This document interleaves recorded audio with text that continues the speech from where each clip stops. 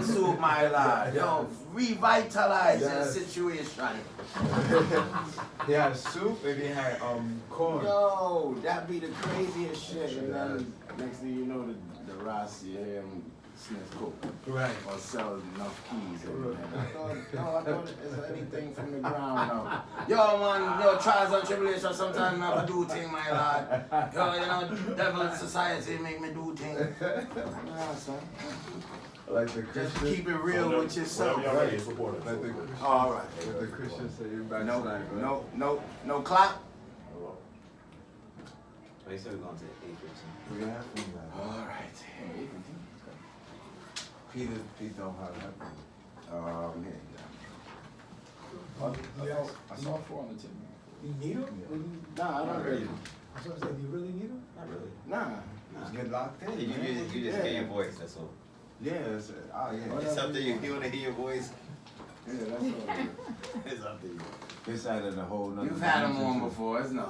Wow, that's my voice. That's how I sound. So, what's this 54? One time. Hey, See? did you like the post up, brother? I tagged you on the post. Yo, you're not very good on social media. I just realized. Yo, you gotta be more Yeah, you active. gotta be He more on active. it, but you gotta be more active. Like That's really, it. That's what it's there for. like really. Especially us, like we be around the world. Like That's we true. need to interact with them because there was a time when we didn't have social media and to tell our story. to tell our story or either get to that other side of the work. You know, the world. Like now, the social media with the translator and all of that make it simple for you to interact with certain people that want to get you on the other side to judge or, you know what I'm saying? Yeah. Do a showcase or do workshops or whatever. So, other than that, let's push back. Sorry. Okay. I thought we had started already. Nah, that's just G. I wanted to take time to respond to that, but we could come back to it. Yeah, we gonna swing back. Okay. We got time. So you ready? Yeah. You guys ready? Welcome back, Robert. Anyway. Robert, it's a lot.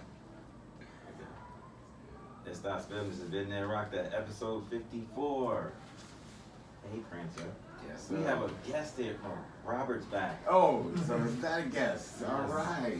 If I get Robert again, I'm walking My out. brother, He's back. Robbie Fingers. Thank you. Yeah, I'm here. You know, it's good that you brought back the BQE. Yeah. You know what I'm saying? We got a little too Brooklyn on this show. That's You it. know how many times? Nobody needs that. Wait, but you know how many times? I've called you Robert like 10 times. I 10 know. 10 different episodes I've called you I Robert. just did it like 6 times in 3 minutes. Because I had to haven't check. seen you in so long. It's an odd way to show your appreciation, but it's good to be back. Every time you say Robert, it should be like, ding. I was $5 in the pot. No, listen. I was on Wrestle Rap with Emilio Sparks. Yes, sir. And the first thing he said, yo, Friend of the podcast. he said, how's Robert doing? And you getting mad at me. So Shout out to Emilio. Shout out to Emilio doing big things. You know, we talk the wrestling business. We use our shoot names when we refer to each other. So Okay. what can you do? I got you. Okay. But welcome back.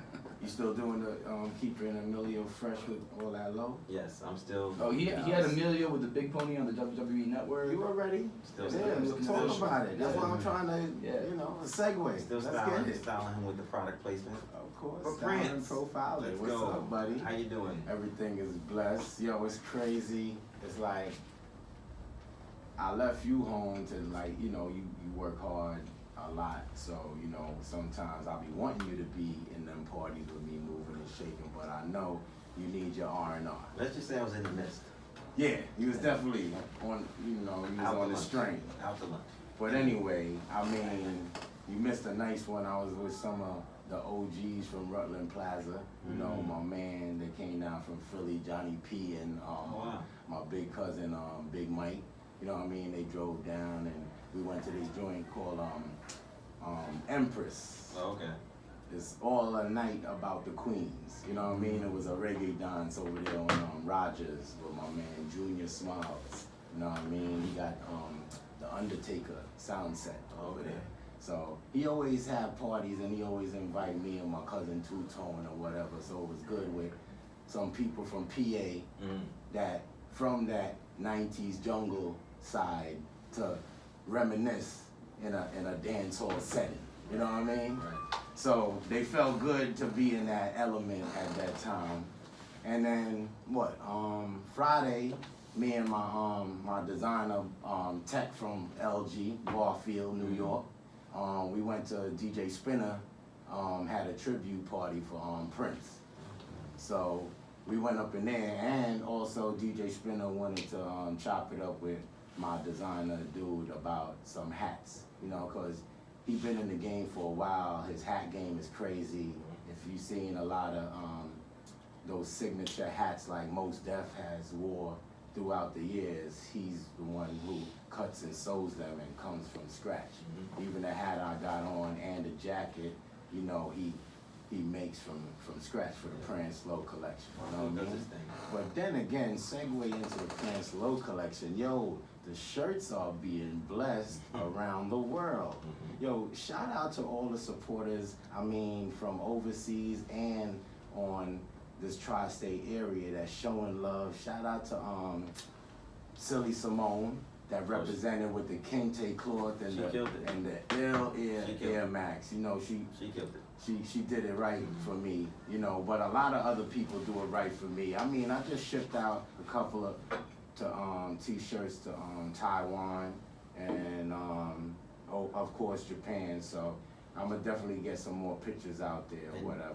And you had Stretch do the little music video. Oh man, I you know, that was off the strength. That definitely wasn't a purchase. That's a product placement, but I did it just on the love that that's my general, and he been doing it and gave me the incentive to wanna dance and be in these videos and all that. So I sent it to him and his lovely wife Yuko, and next thing you know, they did an excerpt from what me and Keto did in the Wreck and Shop video with the theme song, like dun dun dun dun dun dun dun dun dun dun dun, and then he banging out the t-shirts, and it was just a sight to see that I know when it posted and on his timeline that it went worldwide, and that's why I'm getting the kind of current I'm getting, because we've come from the days from the ground up, and for us to still be men and husbands and fathers now and still be able to be a phone call away to just pull up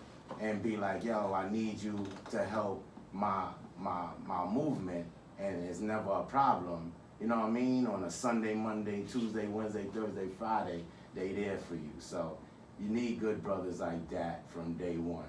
So salute to them. And what else we got going on here? Matter of fact, all roads lead June 28th to the Love and Loyalty boat ride from Guns, Darkman, and my man Ed Michelle. You know, that's Polo contest man. Well, they got a boat ride for like $25 a ticket. Like, come on, boat rides nowadays be like 60, 70 in bottle service and 500 for this and that and the third. But you don't need that to have a good time, and that's what our low-life brothers is trying to show you. Like, we got access to a boat, and we're gonna make the tickets affordable for everybody to come and have a good time. So if you interested to, you know, be part of the Love and Loyalty weekend, which starts Friday, June 28th, then come through and, you know, get in touch with me, and I'll get you in touch to the right proper channels. But other than that, look out for Rack Low now. Rack Low has the extension part of the Love and Loyalty weekend with his barbecue, which is legendary.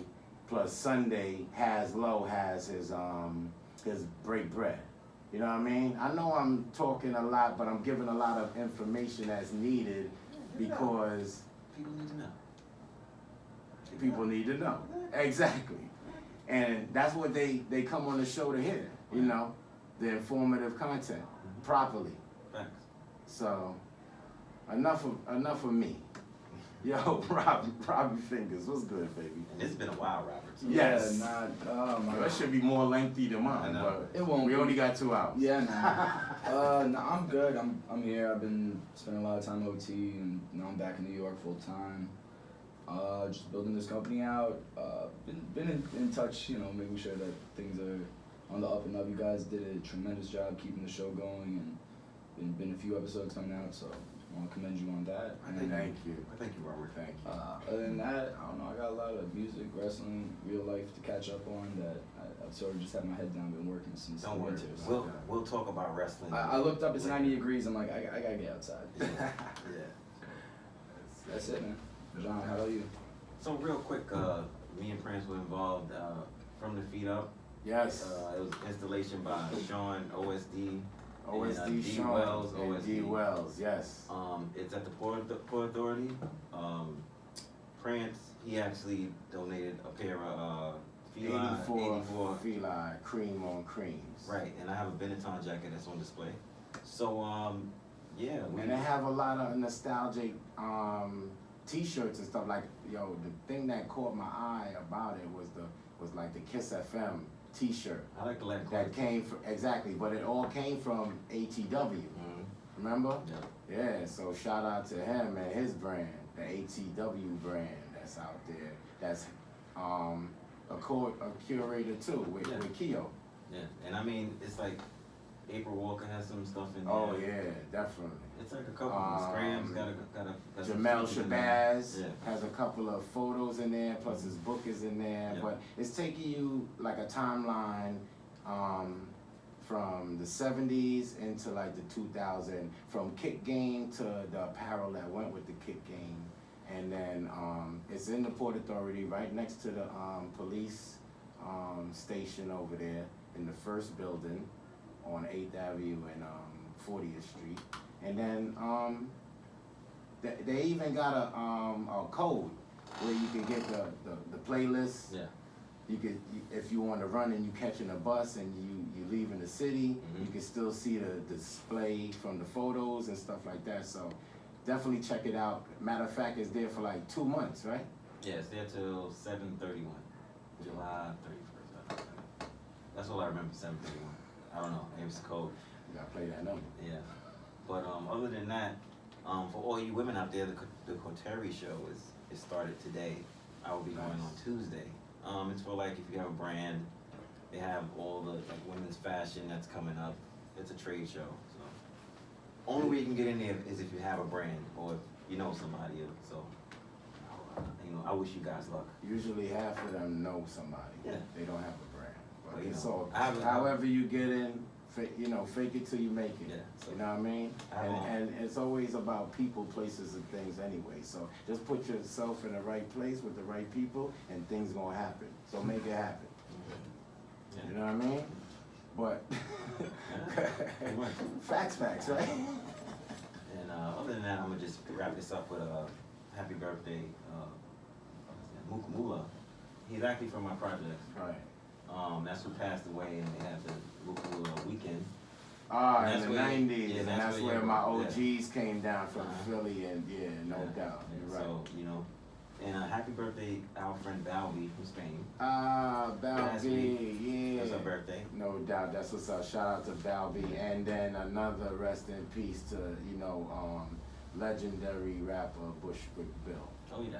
You know what I mean? That's Last time I saw Bushwick Bill was in Austin, Texas for South by Southwest. He was with Cool Keith. yeah. He always Last keep time in the I saw circle of the So, OGs rest in and peace. everybody. I remember I used to be on the road with him with Ed, and Right. always a good dude. You know what I mean? And always having those antics. Mhm. You know what I'm saying? So rest in peace, good brother, and let's keep it moving. Descanse en paz. Rest in peace in Portuguese, guys. I know another language. Anyway, let's get into this show. We have talked too much, so let's get into the guests, because it's their time. So, on my, I guess this is my right, Yes. I have, he's a DJ, he's a dancer, and he's like a renaissance man almost. He does so many things. That's a good time. Marketing, brand creative development. He has a Black Pyramid is the clothing brand I guess he's associated with now, but I know he's associated with a lot of other things. Yeah. So- I know it's hard. Hey, I'm glad and blessed to even be able to have any of those titles Right. associated with my branding, branding myself. And I mean, a lot of people know me from dance to modeling, from modeling Right. to then with Tommy Hilfiger. Right. And that being my first entry point of corporate America meets hip hop. Right. You know, and me being the bridge between the two, Mhm. and having that, you know, that opportunity to take what I knew from what we came up with was dance and just organizing ourselves on the street, and street presentation was to the fullest, and extending that to Tommy, and actually giving him the platform to say, yo, we could give you this hip hop platform. Mhm. And that was only because, and I always tell everybody, I mean, Caleaf can speak on it, because of dance, that we start with that. That's the foundation. And, you know, to cut that conversation, if you don't get the voice, that is a great friend of mine, Peter Paul Scott. That's right. And I'm honored for him to, you know, come here on a Sunday Thanks for having us. to give me his time. Right. But we have another dancer here. Thank you. Another legendary dancer. Legend. Caleaf Sellers is here. Caleaf has the 36 Chambers of Style. AKA Big Leaf. You know, he teaches dance, he dances, he gets trophies still. He's doing a damn thing. No doubt. Caleaf, how you doing? Plus he's a MC right now. He got a new single that he just dropped that he's doing a lot of shows worldwide with also. So Okay. we're gonna talk about all of that, but I'm just glad for these two brothers to come through as my peers so we could chop it up on the show. Peace. I just want to say first off, I'm happy to be here. Feel blessed. You know, every day that we get to see is a blessing. Right. Like I just said, we just wish was built. We just said R.I.P. to the people that passed on. So we always got to be happy that we're here to live and see another day. You know what I mean? I look at it like this. I'm always inspired by everyone around me. That keeps me going. Right. I find inspiration in everything, and that's why I try to do everything that inspired me from when I was a teen to this point, now being 50, you know what I mean, and still doing it. Man, you 50? 50, bro. Jeez Louise. You don't look it. So I just try to stay focused, and thank y'all for the big up on the music, and the same thing with the event that I do, which is called 36 Chambers of Styles. I wanted to give something. We wanted to do something here in the city because I felt like we do a lot of things around the world, and they all seem to be into our culture, Right. but it doesn't seem to be, we don't get the same reception at home. So I wanted to give something back at home, but at the same time give more content, give them more information than we give overseas actually. Right. And make everyone from overseas come to New York because this is the source, this is the place where it all happened. Right. Cause what I really be loving about the 36 Chambers since I've done it 2 years. Yeah, the last 2 years. Consecutively. Which, you know, as he's saying, we all 40 plus and 50. Like that first one, yo, Leaf was like, yo, we gonna give him 3-hour classes. Yo, me and Marquess, my dude, looked at each other like, 3 hours? Yo, we gonna do it? Yo, we gonna help each other out. But we did, that's the thing, it was like everybody was each other crutch. You know what I'm saying? Right. Like just to provide the service for the students, we was like Stretch played maybe like 9 hours of music one day. Remember? Yeah, because unfortunately some people you can't depend on everybody. Some people like, yeah, I'll be there tomorrow to DJ, and then they don't show up, and then you end up DJing. Like, I'll explain really quickly what we do in the class. It's a 3-hour class. You have 3 ciphers, A, B, and C. You have 3 teachers, and you have a live DJ. So it's like a club vibe in a classroom, and then each teacher has 1 hour in each cipher. So the students get a taste of everyone. So you get a taste of different people, 3 different teachers' ideology on whatever the topic is. So like Monday, for example, is footwork and foundation. Tuesday is technique. Wednesday is partner dance. Thursday is floor. Friday's freestyle. So you take what you learned from Monday, Tuesday, Wednesday, Thursday, and you apply it on Friday. And then Saturday and Sunday is like the review days. So I'm quite sure when they thought about it, they're like, damn, 3 hours. But actually, you have an hour with a different group of people, so it kind of brings you back up, and you can teach the That's same the thing about life, though. If you look at what it looked like on the paper, you're gonna be like, oh, nah, I'm good. Nah, I don't want no parts of that. We good, my G. You know what I'm saying? I ain't built for that. No more type shit.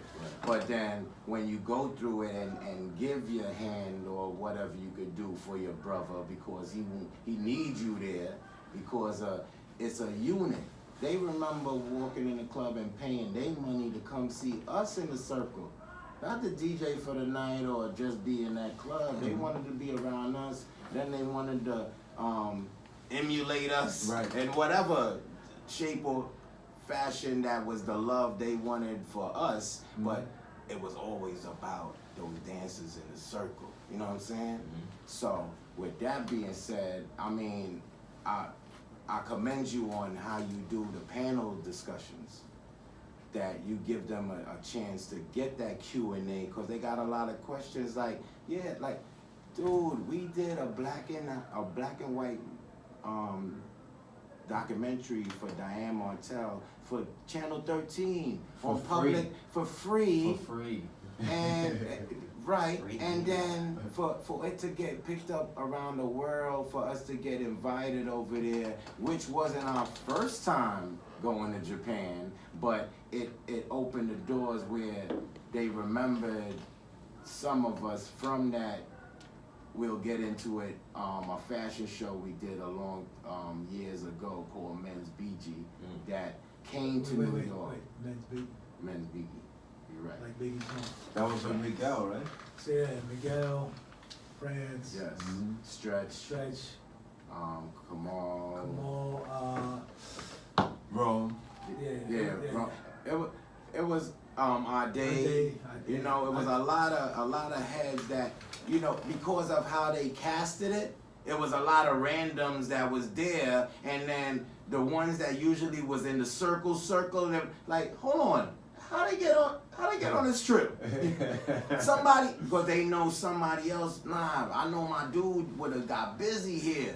What they doing here? That was how I was looking at the time, because at the time, even though we was all in the circle and we all was peers, we all had that tent. Like, it was a crew. Of course. It was different crews at the time, but together in the circle, it looked like we was together, but the energy was just crazy where we was in sync. You know what I mean? That it was electrifying. That's what I should say. It was the music. No doubt. But it's interesting that, you know, like that experience was, it catapulted kind of like a differential career that I kind of took pathwise because of that situation. And again, that's why I keep telling everybody, yo, dance was the foundation. So with all that, I'm now with the crew, doing Men's Biggie. Yo, the book is like gigantor, right? The book, we came home with this book. I still got it, man. Miguel, everybody, we all in it. Yo, I come home literally like on some like, oh, hey, P, yo, we're gonna need you for some modeling. Diane kept on pushing me, like, you should model. And I was like, I gotta do my 10 things, my rap thing, my tops. Dude, I ain't doing that, man. You know, I ain't doing no modeling. And then she was like, well, the pay's like 10 grand. Come up with what? You repeat that? He's like, 10 excuse me. grand. 10 grand. Hold on. And then literally got an audition for Donna Karen. And the first thing they asked, have you ever modeled before?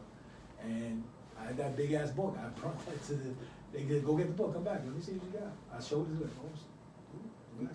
Do Maxine model. Like, they didn't know that we want some just dancers being brought out, but we got our shine on. It wasn't even that he actually modeled. He told them like, yo, I think I got a catalog that I went to Japan and I modeled there. So they see his age and this dude ain't go to no Japan. Some of the top models ain't even get to Japan yet. Let me see. So when he bring the proof, say no more. Remember, they shot us, France. They shot us. We actually did a live show. Yeah. Video and photography.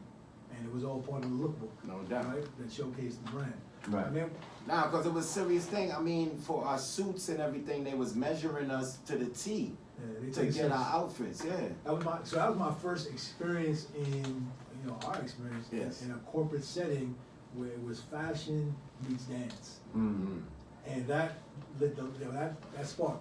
I was like, the light bulb went on. So when I came back, I was like, well, they on to something. Hold on, maybe I could flip that. And that's when I got the Donna Karen campaign, and literally like, the billboards, blah blah blah. But then Donna Karen was interesting because they had me in the Conan Best and a couple of interesting pieces that was not relevant to our cultural movement at the time with the hip hop. You know what I mean? That multicultural, whatever they call it. When you like, you kind of look a little weird and you kind of look cool, but it was juxtapositions. It was whatever. There's a word that describes that wasn't in yet. Whatever that word was, I was not trying to be the groundbreaking dude that was there. I got that covered. I was like, dude. So I literally left. Oh, you wasn't trying to be the spokesperson to be the metrosexual. Metrosexual, there it is. I got you, Pete. You know how we do. Dude, literally, ponytail, coming down the runway with the dog. I was like, yo, I'm out. He said, coming down the runway with the dog. You did it one time? Yeah. So they were like, got you. No, the check was there still, right? The check was still there. Of course. The important life lesson here is when they ask you, have you ever done this before, the answer is always yes. Yeah. Because otherwise they're going to find someone else who has. Yeah. But I don't know if you knew, Caleaf, that's what sparked the whole fashion thing, where I kind of like went from dance to fashion. And then the story how it goes. And we'll go down that road. But again, dance being the foundation, figured it out. By the time I got to Tommy, I was able to keep my look and keep the music we were doing going, and it all coincided. And that was the blessing beyond. And be able to share our whole, what we knew, what was groundbreaking to everybody else, what was being shown on film, which was our everyday life. It was like, so that was the interesting part about how we came up and how corporate America jumped on to what it is what we were already doing. And it was like, all right, we accept that, and we're actually going to now take that to the next level, into another medium.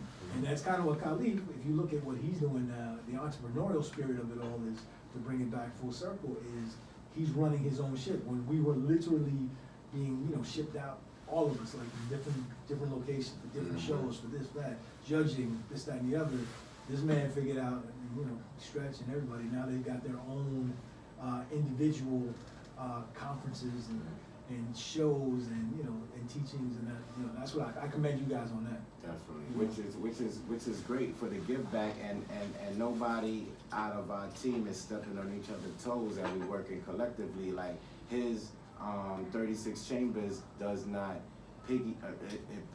stretches step your game up, I should say, piggybacks off of his 36 Chambers, and it makes everybody in the town at the same time, where it rolls into each other. Well, just look at Wu-Tang. Basically, we the Wu-Tang of dance, if you really think about it. You know what I mean? Like each of us has our own role that we've all literally came together, started out as Mop Top, and then have now become our own leaders and kings within our own field of expertise. My bad, God, I stepped on that. Nah, it's all good.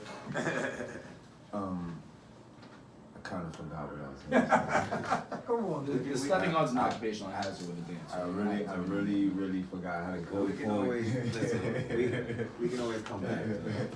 So Peter, talk about your time at Tommy Hilfiger, because we got a lot of listeners that they're into the polo, not necessarily Tommy, but they're into the polo, but they do appreciate Tommy. Right. And don't get it twisted.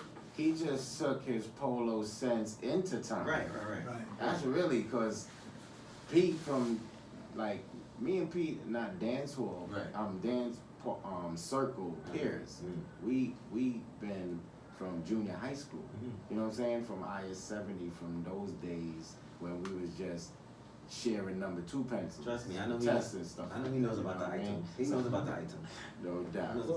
Well, the interesting thing is, man, is that respect low lives, respect the whole rap culture. I mean, think about it. I mean, it was several brands that we were exposed to, but then we gave them exposure from a subcultural movement. And I mean, pre-low, let's just talk Benetton. Let's talk Fila. Fila was the first red, white, and blue collection that I was privy to putting on, and let's time it up with the era and place. Latin Quarters. Mhm. All right, so Fila Latin Quarters, Benetton, Coney Island, with Converse, right? Yeah. So, you know, I literally, my nickname for a second was Benetton. I had a gold tooth that was on, got my first gold tooth on Flatbush, literally in the basement. Well, with the Benetton sign and Yeah, the gold with tooth? the Benetton Man! sign, with the little flip up hat, you know, with the socks, you know, With the plastic bag, the green bag, I went on it, yeah, and your sloppy socks I was crazy. with the Converse. I remember. Yeah. But yo, when I saw you the first time in Union Square, you had on espadrilles, son. You didn't have on Converse. Wait. You had on espadrilles, a long shirt. Listen what you just floppy said. You said socks. Union Square. I said Latin Quarters. I know. You didn't see I'm me in just Latin saying. Quarters. I saw you in Union Square. All right, but what comes before that? What becomes before? Of course, but I'm just saying. So that's when you saw me. So I was just gonna saying. continue. I was gonna continue. So what the thing about me was I wasn't. And they were polo espadrilles. Yeah, it is. Doesn't matter, they were espadrilles. No, they were Ralph espadrilles. Don Jones. Yeah. So what You happened? gotta have a pair in the stack. So for me, man, I was a fan of brands per se, and don't get me wrong, Ralph was one of my favorites of, you know, just because I love the town and country, this and it just, and the ski, it just gave you this feeling of, you know, aspirational, you know, luxury, being that I couldn't get to a ski resort, but I still wanted to have that look. Right. I couldn't get to a polo club, but I still wanted to represent it on some level, you know what I mean, the way we saw it. And that was the interesting thing. So going through Ralph, what happened was, man, I was doing my Ralph thing, man. I mean, you gotta understand, I'm pre-low lives. Like I'm in Coney Island now in the '80s, living in, you know, Starlight and all that, in the back, and I'm like doing things, you know, I'm all over, right? And I got an S curl, son. I got a little part in my head. I got the goose. I got the Ewings. I got the Swatch bag. You ain't telling. I got pictures to prove it. Yeah. So then when I seen Low Lives jump on hardcore with it, I mean, it was like an army. I was like, I wasn't about to join the army, son. So I said, let me switch it up again, because as I named all the other brands, and that's what moved me to Tommy, and because it was just so many cats was rocking it, and I was always that, you know, cat that always wanted to do a little individual thing. I was always standing out with dreads. I was early with the dreads. My style was different. Like I always said, hey, whatever I wanted to do, I wanted to have my resume spell out who Peter Paul was as an individual. I didn't, you know, not that I I thought the grouping of Low Lives was mad cool. I thought that was, you know, a movement within itself. That just wasn't true. But I said, I'm gonna step to the left on that and give them something a little different. And then I went with the Tommy thing. I didn't even know Tommy. I just liked it. I said, oh man. And it was, you know, it was a little easy to get it, you know what I mean? So with all that being said, got it. I'm seeing a picture of Low Live, Tommy and Macy's, and I just looked at that dude like, oh man, that might be somebody I might have to meet one day. And sure enough, the timing as it is literally comes from Donna to Tommy. I meet Tommy, I meet his brother through some same people that I had met Donna, and they were like, yo, we like how you're rocking this. Like, and this is just when like Pooba was like, Jabot's on the bottom, Hilfiger on the top. You know, with the Mary J. Blige and Yo MCV. So you even predate the whole pool thing. It was, the timing was, I was already rocking it. Right. But it helped elevate my status in representation of, yo, you see what he just said? That's what he's talking about us. Right. You know what I mean? No, yo, and because of Pooh and because we put it on record, it was easier for me to communicate it, and it was like a build-up. It was like, you know, dots were being, you know, the I's were being dotted. It was like, yo, and it was a timing thing, and I recognized it. I said, yo, you see what he just said? We can get more of that. And he was like, who's this guy? This guy's, you know, he's modeling. So I'm modeling, I got in, used my modeling to get in, and then kept my mouth open. So I'm doing all their fashion shows, and this time I said, yo, what we really need to do is, and then we just kept going. I said, yo, let me dress some people, man. And he was like, well, what you got? I said, I got a Tribe Called Quest. He was like, what? I said, yeah, it's an amazing group, man. They would love to wear this stuff. They're doing a Source shoot, and I need some clothes. If I could do that, let me make that happen. He's like, all right. Literally, I don't even know what I'm doing. So I don't even know if the word was product placement at the time. I mean, I'm literally putting stuff in a garbage bag like we used to do back in the day, moving from apartment to apartment, and I just run down to the shoot. I lay things on the floor. I don't even have a clothing rack. I don't have hangers. I just put it on the floor and said, yo, Shaheem, Q-Tip, what you think? I think this is you. You know what I mean? And Because it wasn't like, I ain't mean to cut your wisdom, but it wasn't like a business meeting kind of thing because we It was already organic. in the clubs with yeah, them. they was just like, and yo, we Pete, interact with if we can look like you, whatever it is you doing, we with them. Thank you. Let's go. Let's go. And you know, and literally they wore it on the cover of Source. There's a cover you can look at, and you see, you know, and then you go inside and you see Ali Shahi Muhammad in the H sweater. I mean, and he's like Muslim. I got him in the H sweater, and you know our man who passed, you know, Fight. He's got the H hat on, and so I come back with the cover of Source to Tommy, and I'm like, Tommy, this is what I was talking about. And he's like, all right, man, can you do that again? And I was like, so I was kind of on, you know, the way, and I was like, then the Snoop Dogg came, Snoop with me and Andy, and literally Saturday Night Live, and the award on Saturday Night Live, and so the build, it was sort of just, you know, the domino started to just Yo, drop. who put it on Michael Jackson? Kadada Jones. So the team was put together. It was Andy Hilfiger, myself, Kadada Jones, you know, and Tommy was like, you guys are rocking that division. And this is pre Tommy Jeans. It's like literally she brings Michael Jackson, I bring Tribe, Andy's working the Snoop Connect, and we all combined, you know, we Voltroned it, and then you can't front, like that was a pivotal movement within fashion. Oh, of course. Yo, it was at a point where Tommy was tops. Yeah, like, exactly. Even beating Ralph. Like, you know what I'm saying? The Alpine line, Lotus because line, of that colorways. And then the big H's was, you know what I'm saying? It was lit. So this is very important what I'm gonna tell you right now. This is like true lifestyle. I literally had a meeting with Tommy in his limousine in front of his building.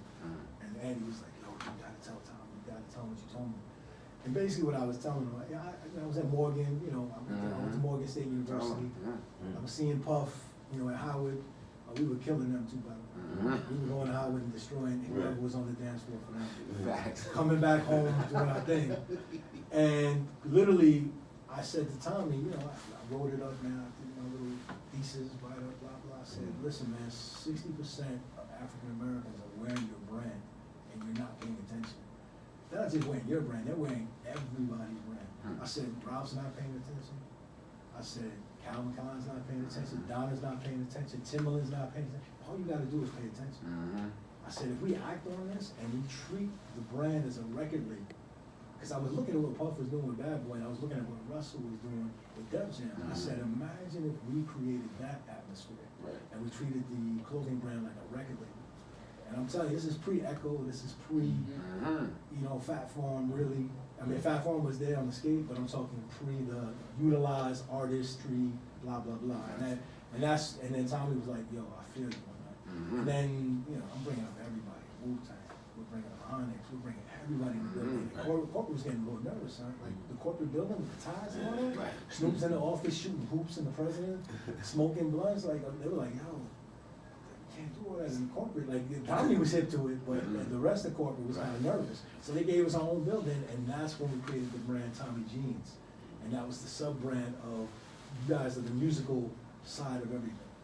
And that's when Aaliyah came with the Tommy Jeans women. Then I found Destiny Child on Columbia Records, brought them over, and it was just pow. I mean, that's when you got your helmet for the Tommy motorcycle. Talk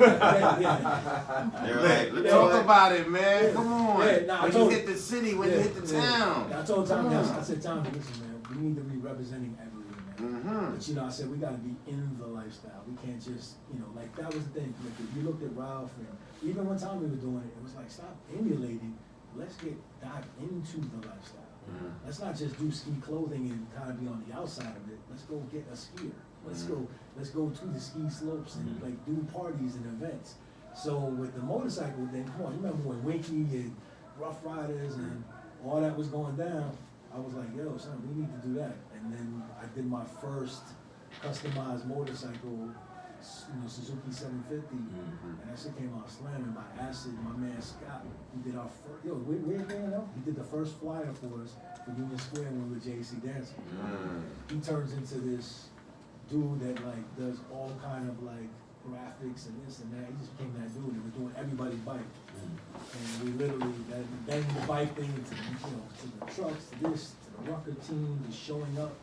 And I made sure we covered everything from a lifestyle standpoint and got into it, not just from the outside. I mean, the Rucker, real quick example, Rucker was like, hey, so you wanna put the banners up like everybody else?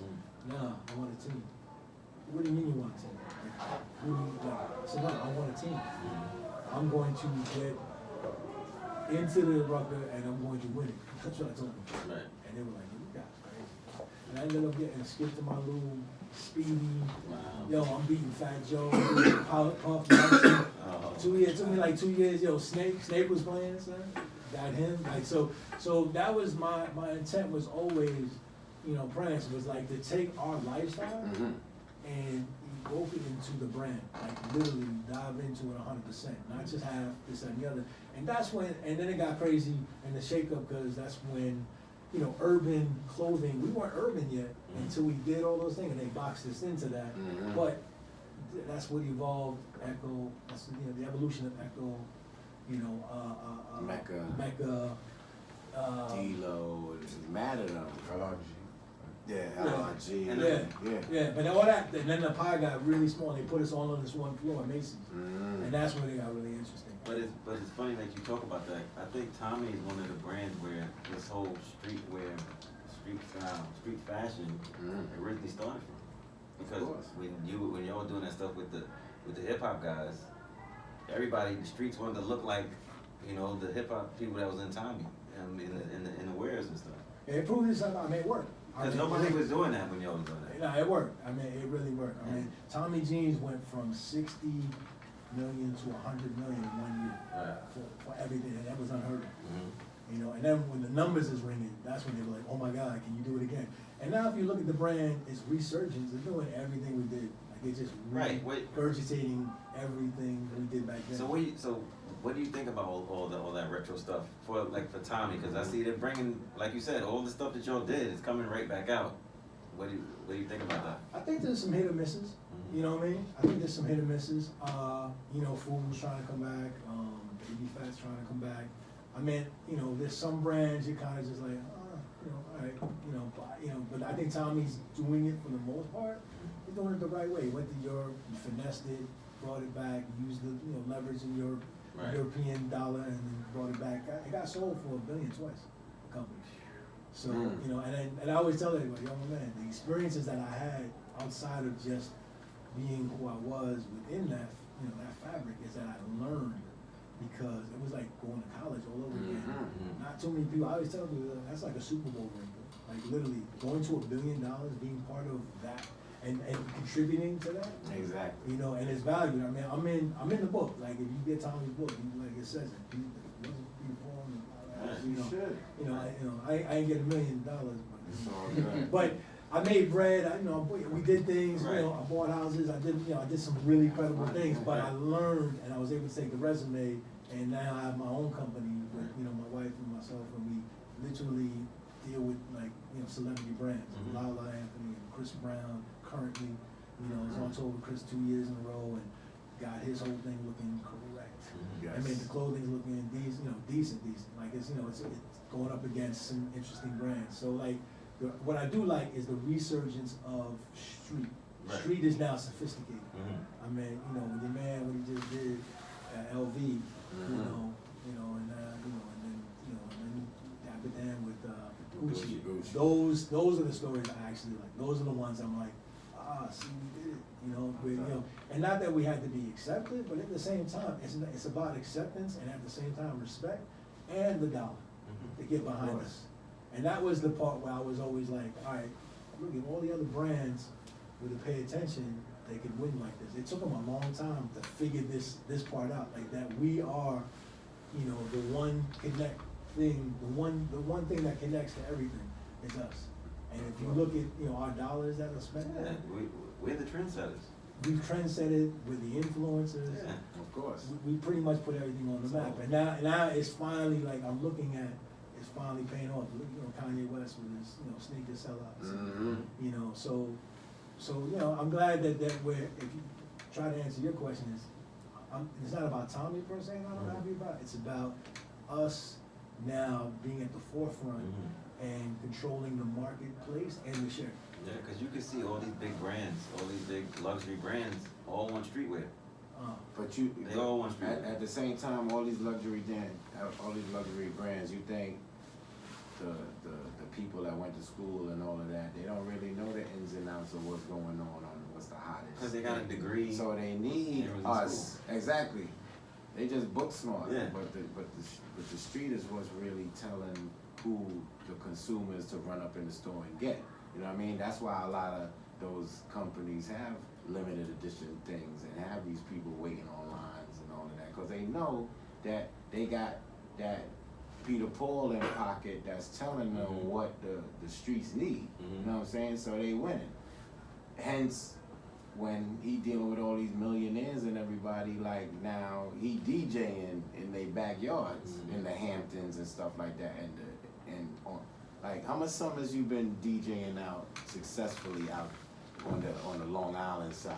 Because I know, well, worldwide. That's what I said. Well, countryside or whatever. Yeah, nah, I mean, it's taking me places, man. You know, I mean, I thought dance was, the Right. thing, which was the first thing that took me places, but then the DJing thing was like literally Morocco.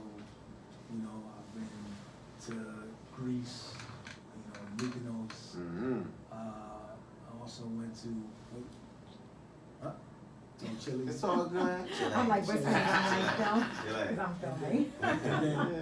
And where's the Caleaf building at? The biggest building in the world? Dubai. Dubai. Dubai. Yes. Yo, that was one I was kind of like, ooh, Bloomingdale's flew me out. And we did that, and I was like, ooh. So, And the Caleaf building was in on another note, how does it feel to be like over on those parts of the world, but like for another talent, another one of your crafts that you've been blessed with? I think it's interesting, like with Caleaf and I, and yourself, everything we've ever focused in on, we gave it our ALL. Like it wasn't for free. I mean, we ain't take it for granted. Nah, not at Or all. any of the opportunities. I mean, we might have been a little immature at times with it. Always. Everybody knows me. I was a nutbag, and Caleaf would tell you. You know what I mean? I used to, I had a couple of people I had to put heads. But as I grew and got mature and saw the opportunities for what they were, I mean, I'm blessed, man. I gotta say, I'm really excited that I was able to continue to do those kinds of things, because I remember the first time Kyle and I went to Europe, and I think the first time I went was with Loose Joint, and we did Fine Young Cannibals, because Puff had put us on that. And I remember seeing Germany, and I was like, yo, dude, like, yo, we're missing out. So I came back home excited, like, yo, son, this is like a whole nother world. That's how, like, I was on tour with Ed, and then Marquess was with Technotronics, but he was on other kind of world tours and stuff like that. He like, yo, I just pulled up with Soul to Soul. Right. I just did a show with like, what? In England, like, what? Nah, son, I need to. Yo, they had the Souls to Soul jackets. Yo, they was lit. Dude, we ended Yo, up Jazzy B, you met Jazzy B. I was like that, like, And but then going to was clubs. Remember, wait. Remember Facts. going to those clubs, even getting into those cities. I was dying to get into those clubs and say, yo, and show off and say, yo, what y'all got? That's the other thing. I go to Soul Club and I'm like, bring your best. We got so busy with them guys, they started throwing matches at us. That was the problem. Caleaf knows I'm the worst, man. I get us into all kinds of problems. And then when we toured with Crystal Waters, like there was not one city we didn't show up to and ask, yo, bring your best. Yeah, Common's whole crew we took out. Here we go. I don't know. I want to share a story. I really want to share a story. Go ahead, share it, please. That's what this platform is here. I'm gonna share it. Go ahead. We are in Chicago. We are on I think it's a 4-hour So ferry. keep it PG. It's relax. We're on like this boat ride, so it goes up and down the Chicago, up and down Lake Michigan. 2 hours up, 2 hours down. 2 hours into the ride, before I got on the boat, I decided that I wasn't gonna drink. I said I'm not gonna drink. I was like, I drink too much, you know what I mean? But my brother over here, he decided he wanted to drink, so we on the boat. 2 hours in, he's flooded.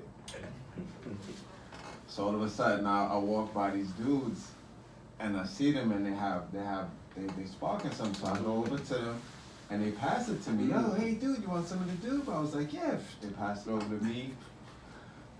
So I go to pass it back to the dude, but I don't know this dude. But I pass it back to the dude. Here he comes, and he snatches it out the dude's hand. The dude's like, hey, what are you doing? He's like, what? He looked at the dude. He was like, what? What are you talking about? This my dude. He's He's like- passing the spliff. He's like, what are you talking about? He didn't even draw from it, but I guess he was just charged. He just grabbed it from him. And the dude's like, what you doing? He said, hey, and he grabbed the dude's hand. Oh, Put it in his hand. So the dude was looking at me, I'm looking at the dude. He's like, hey dude, who the F are you? So we're like, yo man, we came here on a boat ride. You know, just came here with some people. The people that brought us here. So I'm pointing to the people that brought us here. He was like, this is my party. So I'm like, so shit is starting to heat up. Right, So I grab him. He's hot now. He's getting, I'm like, Pete, calm down. So the dude is like, yo man, we should. I was like, don't worry, I got him. He's drunk. Pardon me. I'm so sorry about that. You know what? Everything's good. So I pull him. I bring him downstairs. So we get downstairs. Now we fighting with each other. Yeah. But it was the bad. That was a classic moment. That was a classic. The bad part was like. Now we about to fight them. Now we downstairs about to fight each other. Like. But respect to Caleaf, because what he realized that I didn't was that we were in the middle of Lake Michigan and there was nobody getting off the boat.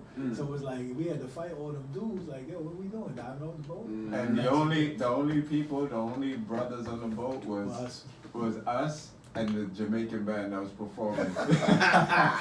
And the boat was full. And dude was like, this is my party. I was like, no way. Now we've had a couple of situations where like Caleaf has had to be the intermediate, smart guy to get us out of it. But yeah, that was the maturity. That was me coming, I had to figure it out. Because where we came from, we ain't had nothing. We were like, Nah, but we had fun though. Yeah. Oh, we had a blast. That's the thing. I think when you travel. Hey, wait, what about Prince in Japan? That dude almost got us sent home one time. Nah, I heard stories. I didn't want to bring it up. I didn't want to bring it up, but I thought Sticky Fingers was the only one in Onyx, you know what I mean? I didn't know there was another Sticky Fingers. I thought he was from Queens. I didn't know there was a Sticky Fingers in Brooklyn. Nah, you can tell it too. Dude, I think it was a Game Boy or something. It was something. Because the Game Boy games? No, it was before. It was before they came to the U.S. There was some new stuff in Japan, and we were going this. We were on this little like. We was on a tour with them right. in Osaka, and the name of the place was called Electronic City. So Okay. they just it was like how Canal Street was. It was So it like, wasn't Tokyo, it wasn't Akihabara. Because Akihabara is Electric City. Oh, So then it was Tokyo. Yeah, You're right. it You're must right. have been 'Cause I Akihabara. definitely know it was Electric City because Yeah. there was a lot of electronics around. Oh, so, yeah. so it was busy. So somebody decided that it was smart to take us out, right? Right. And tour us around these places, right? Of course. And then take their Young time, teens. right? And show them everything that's out there. And, Right. and it wasn't like like Macy's and Bloomingdale's with a security guard in the front and excuse me and just looking at you, staring you down. I found, dude, it was just out there. I was like, I just looked at these cats and I was like, oh no. I just, these guys, man, turning to rugrats, man. They just like turning to whole nother people. I'm seeing stuff moving. I'm seeing cats shifting. So I was like, y'all, professional stuff is going on. Right. Like maneuvering Right. was going. And I was like, and then I think somebody caught wind of it, and like after it, and they were like, it was like major discussion about, Right. you might have to send them home, right? Like, I was like, yo, and it was like, well, who did? And nobody They ratted. ain't know. Nobody ratted out. That's the whole thing. We all were like, yo, whatever, man. But when we back, we were looking at him like, oh, chill, man. Yeah. So we ain't in Brooklyn. What we gonna get? Yo, Pete was in my ear like, yo, son, But we survived that. As we Of survived, course, as we survived everything else. We got a lot of bumps and bruises, but we always dust those off and keep it moving. And learn from it. But the funny thing is that the bumps and bruises, they never stop. You just I think I experienced one bump and bruise, I think, once a year. The last one was like maybe 5 years ago in Argentina. This cat was hawking me for a year to bring me down there to judge a contest called King of the Dance. And I know you guys probably heard of La Twins. Oh, yes. They were supposed to be on the bill. The guy who created Locking, Don Campbell, the guy who created Boogaloo Style, Boogaloo Sam, all these big people, they're supposed to come. But I get there, it's just me and my boy Vitalia and another kid named Kid Tie Dyes from Germany. So I'm like, yo, where's Twins? They said, oh, yo, they canceled. That's why we're here. I'm like, oh, that was like one bad sign already because they done filled in and then they didn't tell me. And then dude doesn't come pick us up. And then when we go to the event, it's like 400 people in there and they're like, hey, it's time to teach class. I'm like, yo, we supposed to get paid. And so the dude was like MIA. Anyway, it turned out to be like an action movie. We ended up going to dude's house, trying to find dude. Dude is calling, telling his staff that people tried to kill him when he went to change his money. The sad thing is he couldn't pay us in their currency because their money has been counterfeited so many times that no other country will take their money. So the only what you could do with Argentinian money is only good in Argentina or maybe Chile. But Brazil or no other country, Uruguay, Paraguay, they don't want any parts of that. So you're stuck with, and especially here. So I'm like, where the hell is this dude at? Finally, he shows up. He tells us he's gonna take us to the money, follow him. He gets in the car. Before we can get in the car, they peel off. Yo. Dude, we chasing this dude, running through red lights, through Cordoba, Argentina. And I'm thinking, what the hell? How the hell did I get in this movie? Only to come to find out that he don't got the money to pay us. So I took the L, I took the bullet, I go back, I go to sleep. I'm like, fuck it, I'll just go home, take this 11-hour flight. It's all over. I wake up in the morning, I go to try to leave the hotel. There's a cop standing right by the reception desk talking. Senor, come permiso. One second. He, Mr. Sellers, Senor Sellers, I'm sorry, you can't go anywhere. They call the boss. Oh, call the jefe. He comes in. Hey, Mr. Sellers, we have a problem. I was like, what's the problem? Every person, all the artists that they brought there, on the room, on the receipts, it said Caleaf Sellers. Had my name. He booked the shit in my name and had my name on every single receipt. And dude was like, look, if you don't have the money to pay, I see you got a nice Canon camera there. What's that, a 60D? Oh, and then he said, oh, your laptop. He said, by right, like that's our law. Like, if you don't have the money, we just take your possessions from you and then we'll allow you to go. And I'm like, oh, I'm not paying for this. I didn't book this shit. And if it wasn't for, that was my second time to Argentina. If it wasn't for the guy who brought me the first time to Argentina to speak up for us, we'd have been trapped there. So he intervened and came in and... He came in and he spoke and I paid for my room and I paid for, I was with Tyrone Proctor because he whispered in my ear, he was like, no.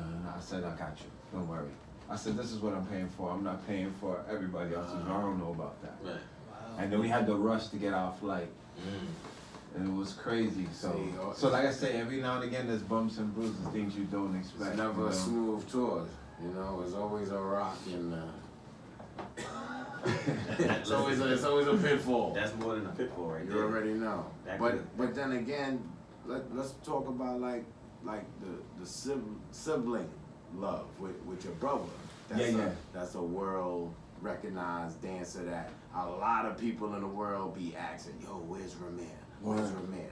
Ramir was with us on the Record Shop documentary. Like, how was my bro? He did the Zoo video too. Right now, actually, he called me today. He's in Atlanta.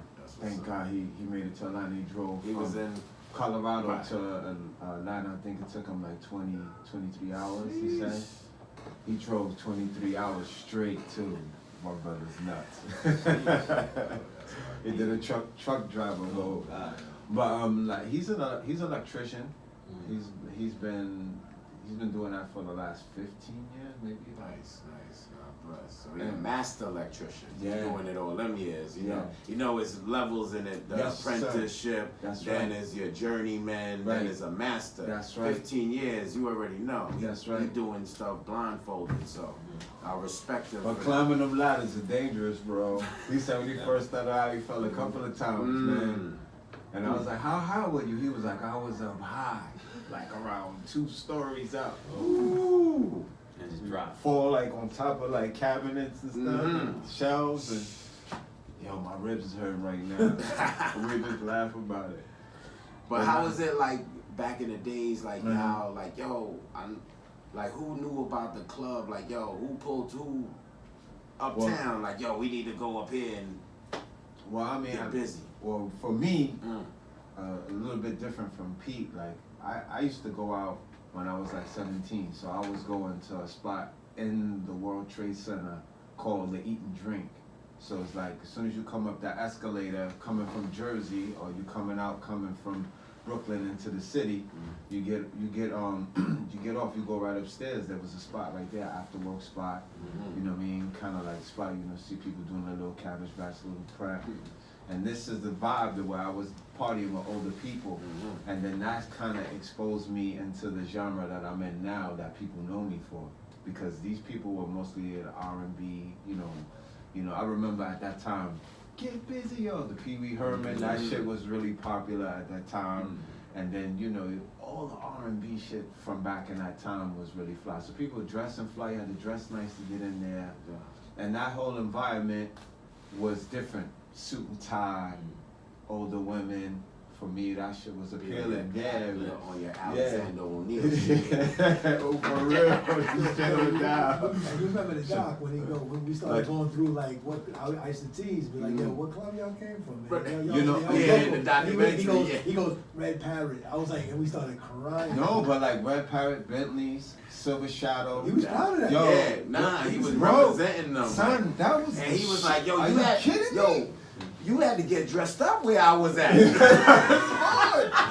Yo, you had to have the penny loafers, had the hard bottoms on, nice slacks, paisley shirt. You know what I mean? Throw the Gandhi lenses on, make sure your shit is cut like Caesar. Which kind of transitioned because for everybody we danced for, it was kind of that was the style as we were transitioning from hip hop to the house movement. Yeah. So it kind of made sense because Which was perfect, like that's- with the but Layla that's what Hathaway and always- all of that was it. But that's what led me to be connected, because I was always going somewhere. You know what I mean? I was always finding about something, and then those people was like, yo, you need to go to the garage. And that kind of changed my whole perception of going out, because I thought that was partying. Because at first it's the jamming around your way. We all experienced that. Somebody's birthday, somebody just came home from jail, you know what I'm saying? It's a baby shower, whatever. Then it's the party. We know that. Then it's the party at someone's house or someone's basement.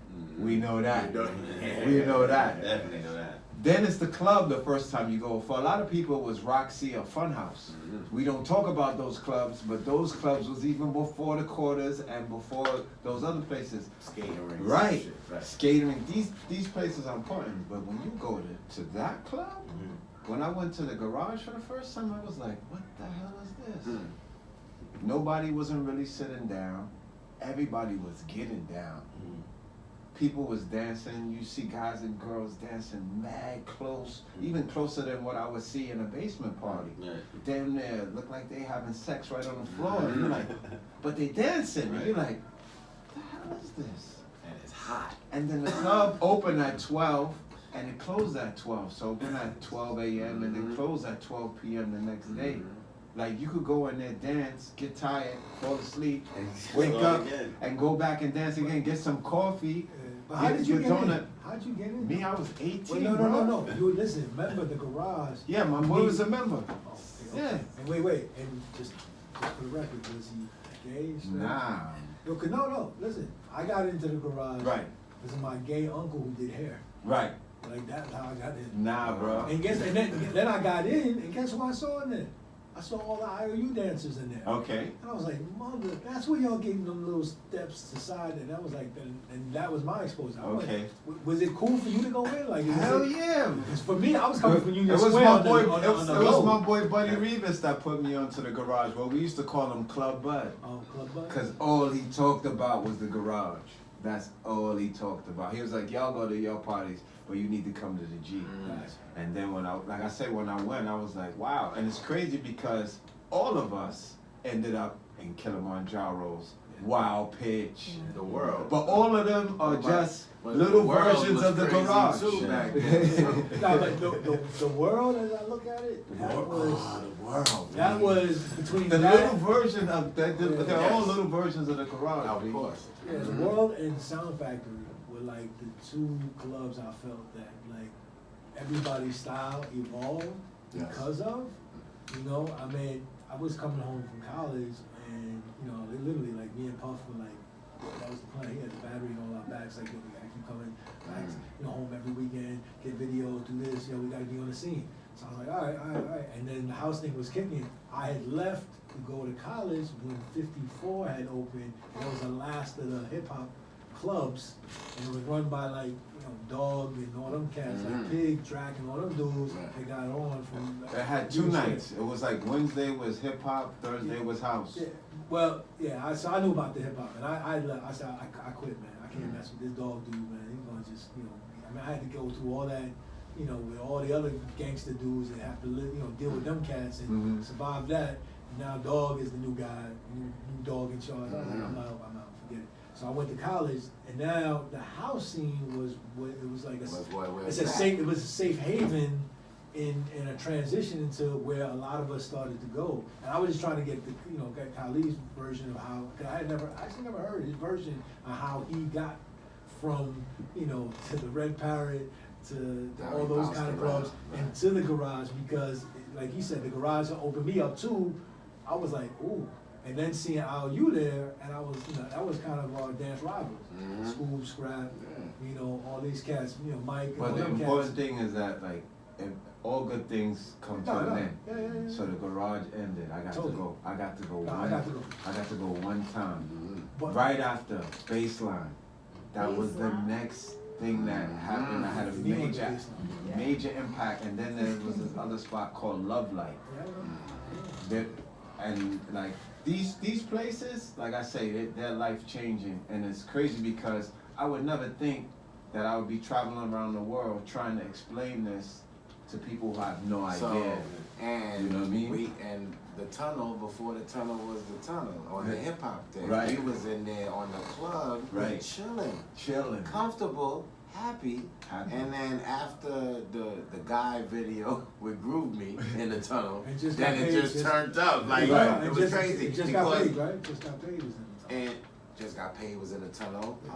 Wasn't Diana Ross video? Where was that? No, that was in South Factory. That was actually I down on the remember it next was block. in that vicinity, Yeah. though. I was Yeah. like, damn, I missed that shit. I missed that one. And I was like, oh, my dudes is lit. Yeah, when I saw that, I was like, I'm going home. Yo, but you know what's crazy is that, like, God bless Marjorie, man. Yes.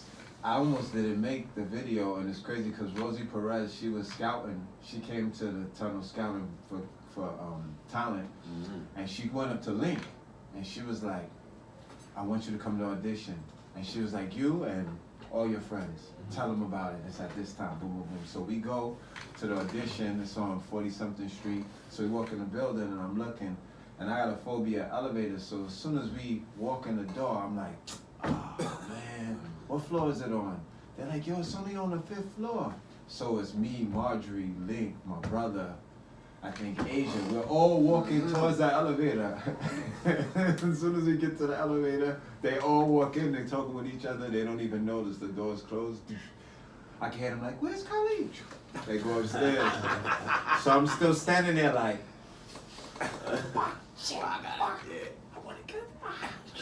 so I'm turning around going, all of a sudden, ding, the door opens. And Marjorie's standing right there. And she's like, come on. She's like, come on, just come. Come on. And I walk in. And it changed my life. Because if I didn't go upstairs then I wouldn't be here. People wouldn't know who I am. They wouldn't know because that kind of changed everything. Because once we made the video, Diana picked out certain people in the video to come with her on the tour, and that's how I got to leave New York for the first time. But they didn't do it right. They didn't get us work permits. They just brought us to England, told us on the fly, look guys, when you go over there, don't tell them that you're going to do the show with Diana Ross. The whole deal was we were supposed to be in the crowd. When she does that particular song, we pop out the crowd. Oh wow, dancers are here. You know what I mean? And they know the song, you know what I mean? It was supposed to be something like that, but Was there somebody in the group did not go by the rules? nah, look, Who did? this is our first time traveling, bro. If you've ever been to England before, and if you ever crossed the border going to Canada, they grill you. If you are not ready, if you're not built for Cuban links, you're gonna get exposed quickly. Quickly. As soon as we came, we're all standing all of a sudden, we were with Cliff. Shout out to Cliff. Cliff, Oh man. So as soon as we get on the line, we're all there, you can see everybody got all these designs in their hairs cut. We stand out. Already, they can look and be like, they're all together. He's like, yo, don't stand together. Split up. So we split up. Don't look at each other. So, yeah, as soon as we get to the desk. Hey, so how long you plan to stay in the UK? I'm gonna stay for 3 days. Oh, what are you here for? Here to sightsee. If you don't mind, where you gonna stay? So I say the hotel. He was like, wow, okay. How much money you have? At the time, I had like $200. He was like, $200? That's 100 pounds. Do you know your hotel is 100 pounds a night? I'm like, I have no idea. So now he keeps on asking questions. Keeps on asking questions. All of a sudden, I'm like, look, man, I'm here to do a show with He's like, we're gonna put you in that room. can you please go in that room over there? One by one, me, Link, Stretch. All of us, we all sit in the room, and then they grill us one by one. Finally, they call her, and they ask her, well, you know, there's these guys here saying that they're supposed to do a show with you. We want to just find out it's true because we've been talking to them for hours, and they keep saying the same thing. And so she says, yeah, she apologizes. They let us see England for like 12 hours. They're like, the next day, you gotta get the hell out of here. And if you don't, and if we catch you, you're going to jail. So wait, did you get to perform? No, dude, we just got to go see her again, say hi, she apologized. we went out to the club that night, and then we went back. We was back on the next thing, Smokey. So what was the first tour you actually went on to actually see Europe? What was your first? To see a lot of Europe, Yeah. that's when I was with Cece. Oh, CC. Yeah, because I went to multiple countries. Right. With Crystal, it was just 2 countries. Right. With Cece, we traveled a lot. Gotcha. We spent a lot of time in Germany.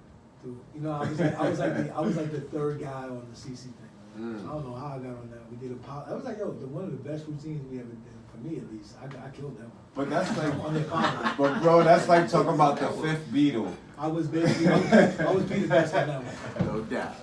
Cause I didn't get to go on tour with CC.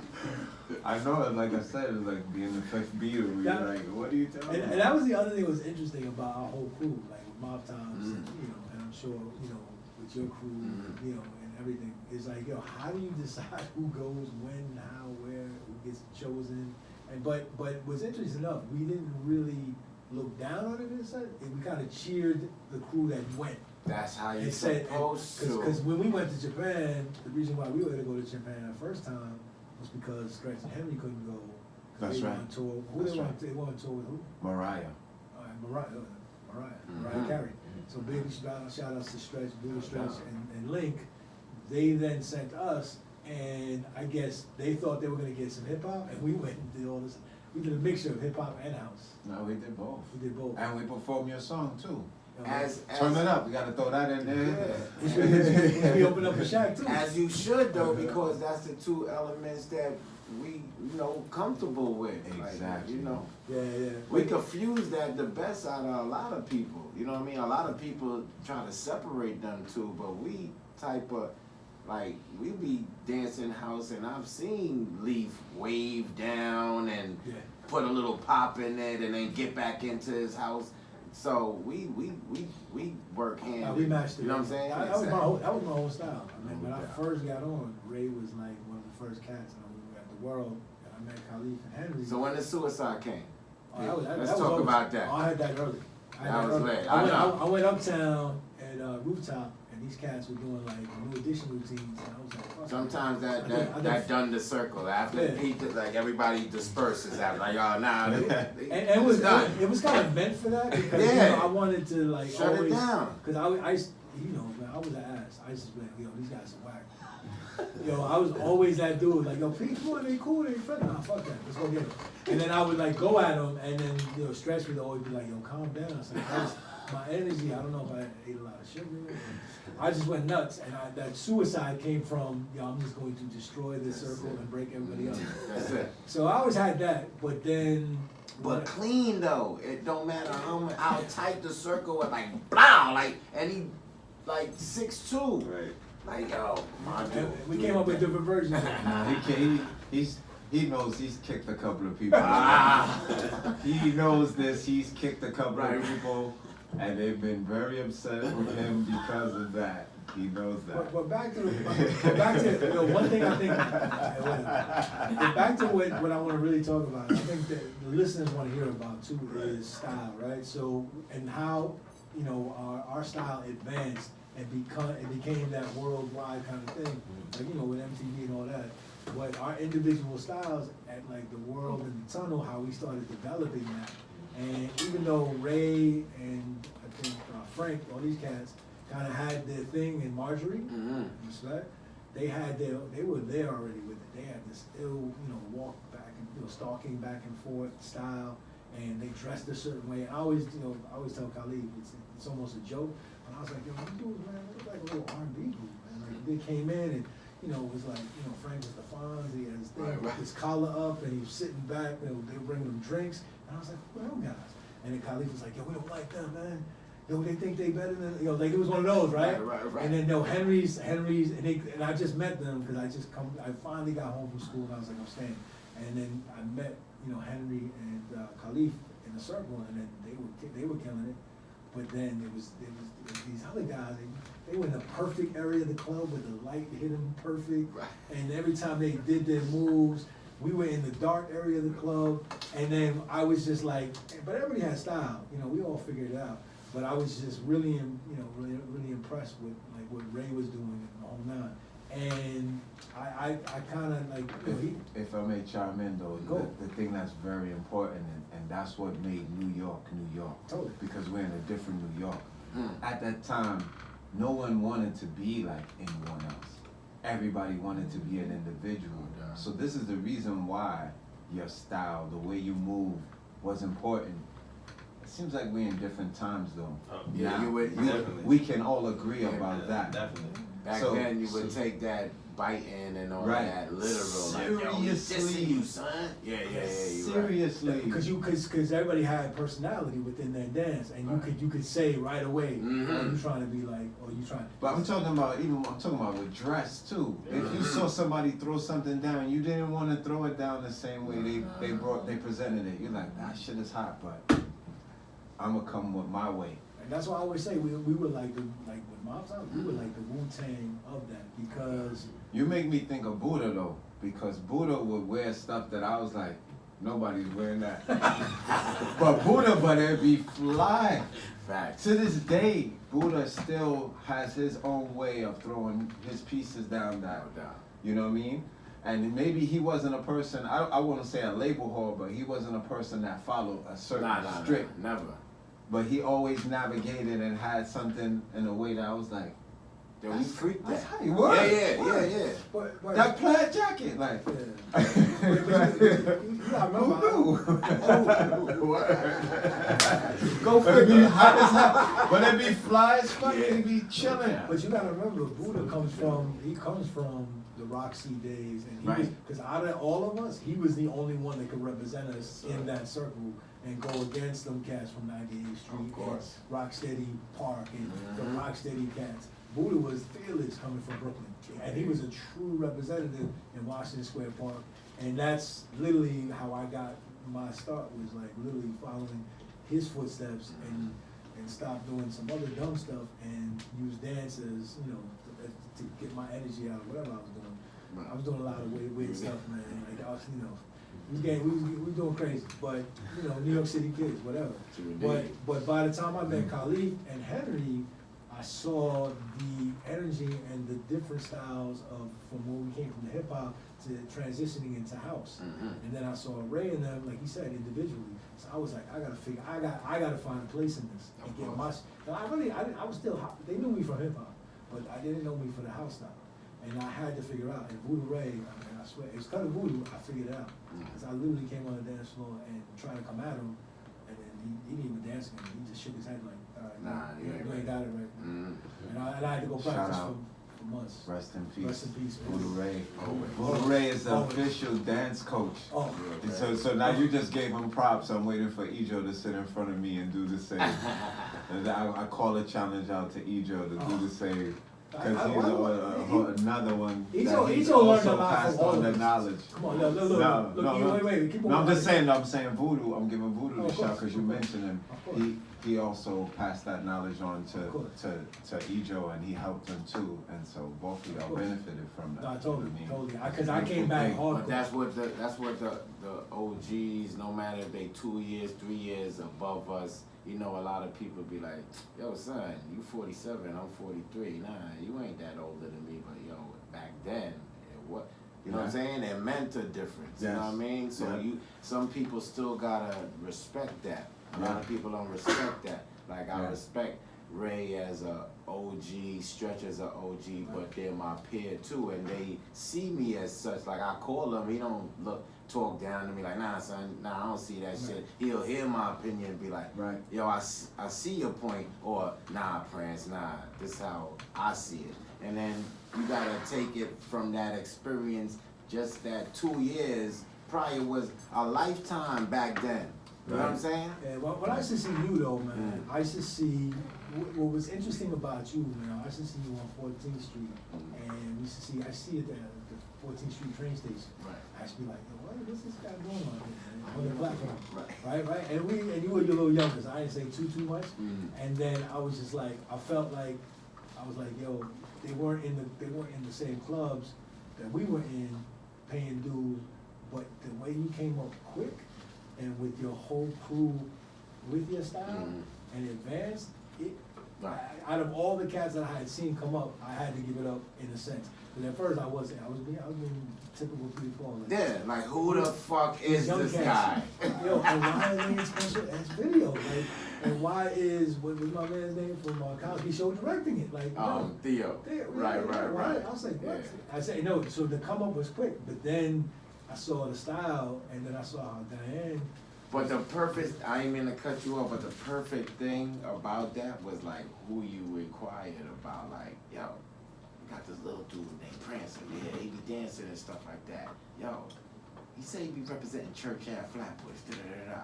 But who he's telling is who got me in the game, which is my older cousin, Little Sean. So he's listening to the story. He like, okay, word, yeah, all right. So yeah, that's my cousin. Yeah, that's how I brought him in. You know what I'm saying? Yeah, I'm gonna keep bring the on story. I know you I'm can bring it a little more in I'm gonna depth. keep it 100. Right. I didn't care about Little Sean. Right. I cared about you and the representation that you and the crew brought to the dance floor. Got you. And your energy. Got you. And I was like, and God would always be like, you know, even with Rubber Band. The Rubber Band was the first of the acceptance of your crew in a sense. Right. And Well, you know, Rubber wasn't really a jiggy dude, but it was in the same kind Rub was of an everybody dude. Yeah. He was in everybody crew and just showed love because he, you know what I mean? But Rub actually came with Mark to the Delight video that me and Ejo was doing. Right. And I vibe with him, you know what I mean? And then I was like, yo man, we going to this spot, why don't you come hang out with us?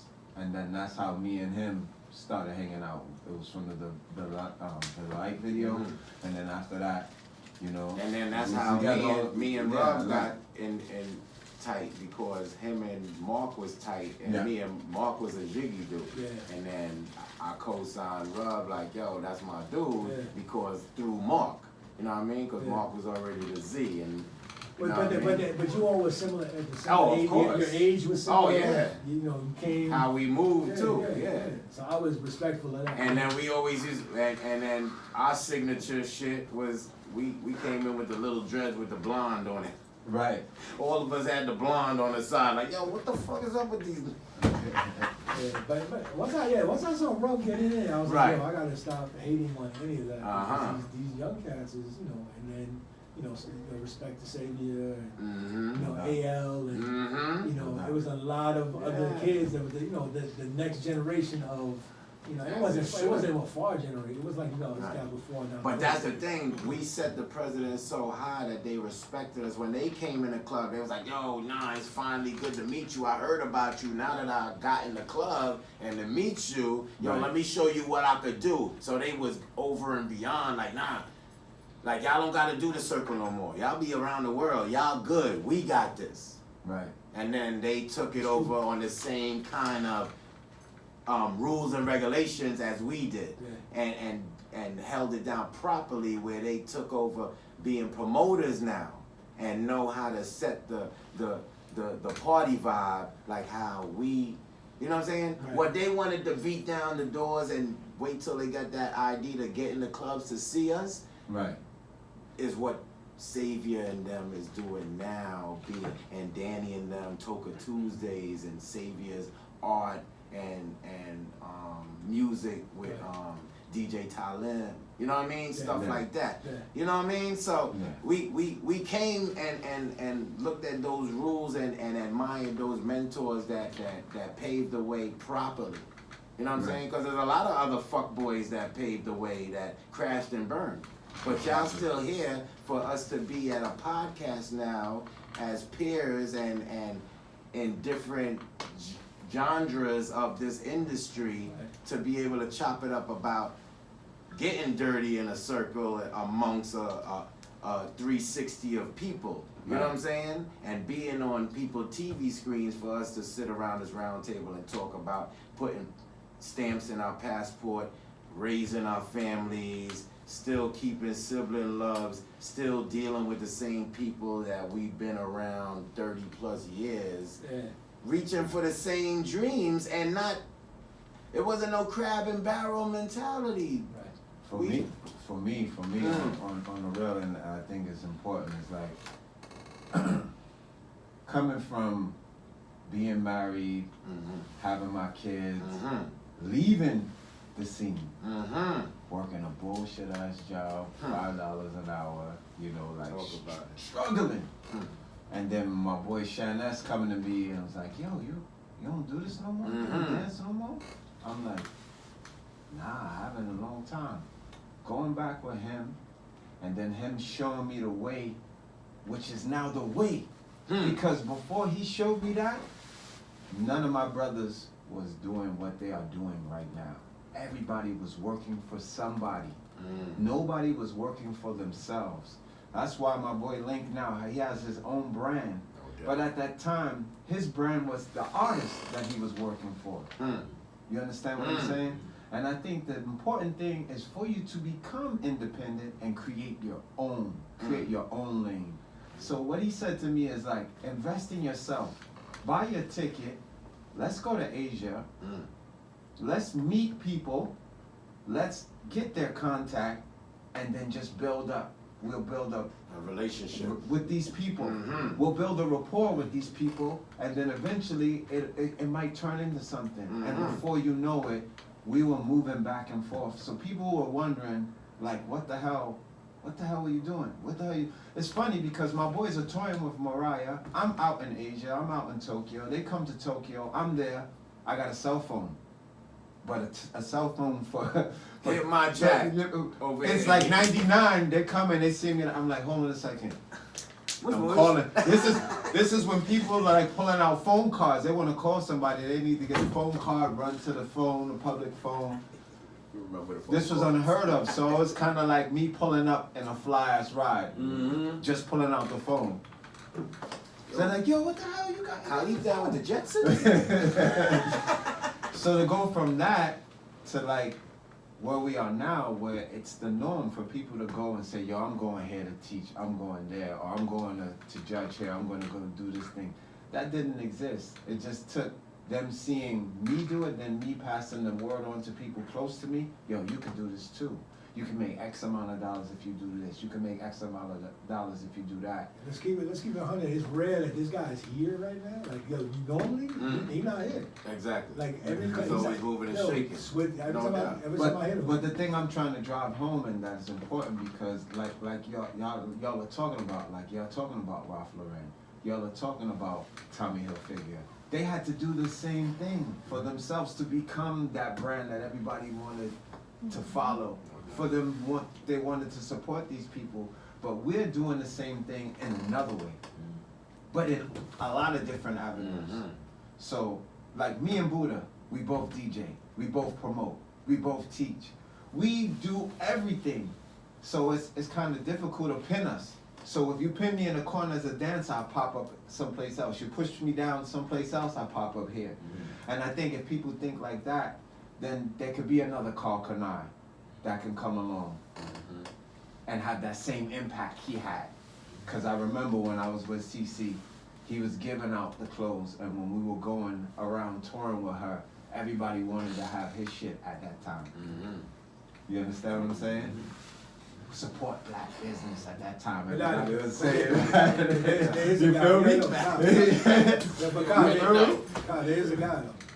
No, I'm just saying, I'm just talking about, because you're talking about back in the day, I'm just building with y'all. I'll tell you right now, there is a guy right now. Okay. You saying there could be another Carl Kanai. Right. There's another guy. Okay. The guy that invented Off-White. Okay. Okay. Virgil. There you go. Virgil is that, he's the... Respect to Virgil. I don't know your brother, but respect to you. Yeah. So meaning, but it's only because of what you got. But this is the thing. I didn't mean to cut your wisdom, but like how you said, I don't know Virgil, but props to him. Like, you ain't really know Carl Kanai, but you knew his logo after a while. Like that metal thing on his shirt, you'd be like, oh, that's Carl Kanai, right? Or even before when he just signed like his name. He's saying you on don't know Virgil, but you know his brand. Right. You'll see the cross thing and know that's Off-White and be like, oh, that's Off-White, huh? Nice. So that's how it goes. But there wouldn't be a Virgil if it's the same thing. If there wasn't civil rights, it wouldn't be this, it wouldn't be that. Martin Luther King, there wouldn't be the same. But because of Carl Kanai and all those people, Jay-Z with Rockaway and all these, Russell with that. We good now, like in the sense that the entrepreneurial spirit is fresh. Right. And there are a lot of clothing brands. I mean, you go to Agenda now, you go to Complex Con, you walk those aisles, man, I can't even keep up, dude. There's so much going on, you know, and the resurgence, it ain't just new ones, but the resurgence of old ones coming, like Sergio Tashini and all type. Right. Yeah, my people is behind that too. So but meaning what you're talking about is real. The entrepreneurial spirit is what, and the way you're doing it is respect all the way around, because you're showing the new generation how you can go make your money without having to be like what I had to do was, I had to dance, had the model, had to get in front of Tommy by chance to then show him what I got. You know what I mean? You don't gotta wait for that anymore. You can show you what you got from jump. Just show him what you got. You know what I mean? And I'll show you better than I'll tell you. Yeah. So I mean, respect on all those levels, man. I mean, it's that's why I'm glad you're here that we can talk. Of course. Where we came from, we came. I mean, I used to have to go. Listen, our first mob time meetings were at his mother's house in the projects. Like literally, we used to bring Puff there, and we would talk from about Brookline, right? Yeah. He came out. They came out They came out to Brooklyn, but they had like. Let's talk about. Let's stop. But wait, this is pre-Tommy, so let's talk about what he had on. He had on some big marshmallow shoes. Puff had on a big Applejack hat, some baggy pants. My boys saw them before they got to my crib. It's like, yo, I saw your man Peter Paul. They came out. Yo, they was dressed kind of crazy because niggas in the hood. They didn't know that. They like, I hate what the fuck is that? You know what I mean? Listen, It's like they landed the spaceship. Like, But son, if you wasn't from like in our club, Yo, Right. but that was, we got Volkswagen Yeah. symbols. symbols of That the was On our shoes, shoes, come with on, the that was the women. uniform. Dudes for flower- the club. like a flowery shirt out of nowhere. Like, Yo, De La Soul, come on, though. It was I'm during walking that down time. Church Ave Bro. with the guns with they linen on, and I'm coming down with a trench with flare pants Right. and black top, Right. looking weird with kente cloth jewelry and African stuff like Unique, you know the lane Exactly. we was doing. We used to hit Unique Boutique, on Broadway. right. Right? That was that. But that was our You got- zone. Yeah, because you knew the guy at the door was, if he looked us up and down, the twin But dude, that's when heads was rocking Francois Jabot. Jabot was like, Yeah. if you had some Yeah. Jabots, You good. you Yo, was yo. in there. Purple label. Trust me, I had the tan, the green. I ended up actually working for him. No, I actually worked. Denise and I actually worked for Verite Francois Jabot. They're actually two Okay. people. Verite is the woman, the wife. Okay. Francois is the French dude. Mm. Comment ça va? Quick shout out. This guy showing off. I his just steps. said what's up. It's an international level, man. That's it. But with all, but it was, that was that time, and we dressed accordingly. Of course. No doubt. Because I used to take you to, I used to take you to Nels. Me, you, Ramez, used to go Yo, to Nels, you- and I used to tell you, if you don't I come think he had dressed. the end because he lived like literally right around the corner from that particular club. And that club, like Prince would go to that club, Yes. Madonna would go. Got to turned, that I know, club. Madonna got turned away, actually. Like You all see? the big time people, they were rolling up Yeah, in that Nels was spot. lit. And that's before Two 14th Eyes that and opened 8th. up. right Exactly, next to it. yeah. And now it's Up and When Down. Nels was Nels. And, yeah, Tell yeah. us. But they do a reunion, and it's called Up and Down now. Oh, Rich- okay. Richie Kiva, owns it, Nice. and he still shows, pays homage to it, and it's still similar, but that's when, but you couldn't get in, son. Yo, I used to tell you, they used to call me, we had to set up a time. Wait. I could get in, but I had to wait a long Yeah, time. that's what bro. it was. This dude standing there with the clicker. Yeah. Click. 2 more people leave. I'll let you right in. Excuse me. But Tell 'em, That's yeah. 4 more people. So when we knew Charlie, 212 Charlie, Uh-huh. and his brother used to run, they used to run the door, so I had to in real quick, and I told him, I said, look, you come dressed, right, man, we in, son. Son, I threw my little hair in the ponytail, boom, dead, looking like the Zozos. You brought the puppy too, right? Yeah, you so stupid. Remember they couldn't tell us from the Zozos. We went right in, son. We was right in. We was down there killing it. That, MK's, we went to a couple of boutique clubs. It was official. And then we had to dress a certain way to get in. You had to bring back that Bentley outfit, huh? You had to bring that back. Bro, it wasn't that outfit, bro. He's like, do you have a date? You have a That date too, with you? yeah, I'm yeah. sorry, you just gotta wait. Just wait right there. We'll let you in. Don't worry. Finally, Yeah, an you up hour, there. hour left. You seeing 2 He's like, chicks go ahead. coming up like, yo, I could get in with you? Yo, I could. Right. But Soul Kitchen used to do the same thing too. For a while, Soul Kitchen was like, let everybody in, and then they was like, I'm sorry, if you don't have a You date. need a date. I used to wild out, so I used to. Be I like, used yo, to- I'll buy you a drink when we get inside. Just let me go on with you. No. Say no more. No, I But was- in the Soul Kitchen, and they used to That's it. sell, they used to sell 40s inside. No, And chicken. quarts and chicken. Quarts and Yeah. chicken. Yeah, I used to literally start a fight up on purpose in the club, so they would just give me the chicken in bed to calm me down. I'm like, yo, if you could just calm down, what do you need? Chicken Some in chicken bed. in bed, I'll be over I there. hate now your bed. Table 3. I was like, I'd have somebody do buy a shirt. I was like, yo, they were like, yo, chill. What you need, Pete? I said, some chicken and some bed, man. Get out. Yo, swear to God. And then, and I don't know, that club, I remember one time we did fight, it didn't work out. I was outside, they closed the doors on me. I was outside fighting like 5 dudes. Got a little nutty. Yo, Leaf, another thing too, man. Talk about that victory you just took in that battle, bro. Son, how'd that go down? Congrats. Well, basically, there's an event in Paris called Just the Boot, and it's started by a brother named Brucey Kanji. And it's been going on for like maybe, I don't want to misquote, I think about maybe 17 years, Right. let's say. And basically, he brought all the stand-up dancers, popping, locking, hip-hop, and house and he premieres that in his event because mostly all the b-boy events are already big. Battle of the Year, you have the Pro-Am, you got the Red Bull. So what he did with this is he actually created a lane for all of us to shine without us even knowing, with him starting it back in like 2002, 2001. And so, you know, I was fortunate enough to judge it in 2012. I keep in pretty good shape, and I always was saying to myself, I wonder if I could do this event. You know what I mean? I wonder if I have what it takes. So I decided to enter pre-selection in Sweden with a young cat from San Diego. The whole purpose was to bring it back to the US because somehow the same thing that happens with hip hop and a lot of other things, people don't even realize it.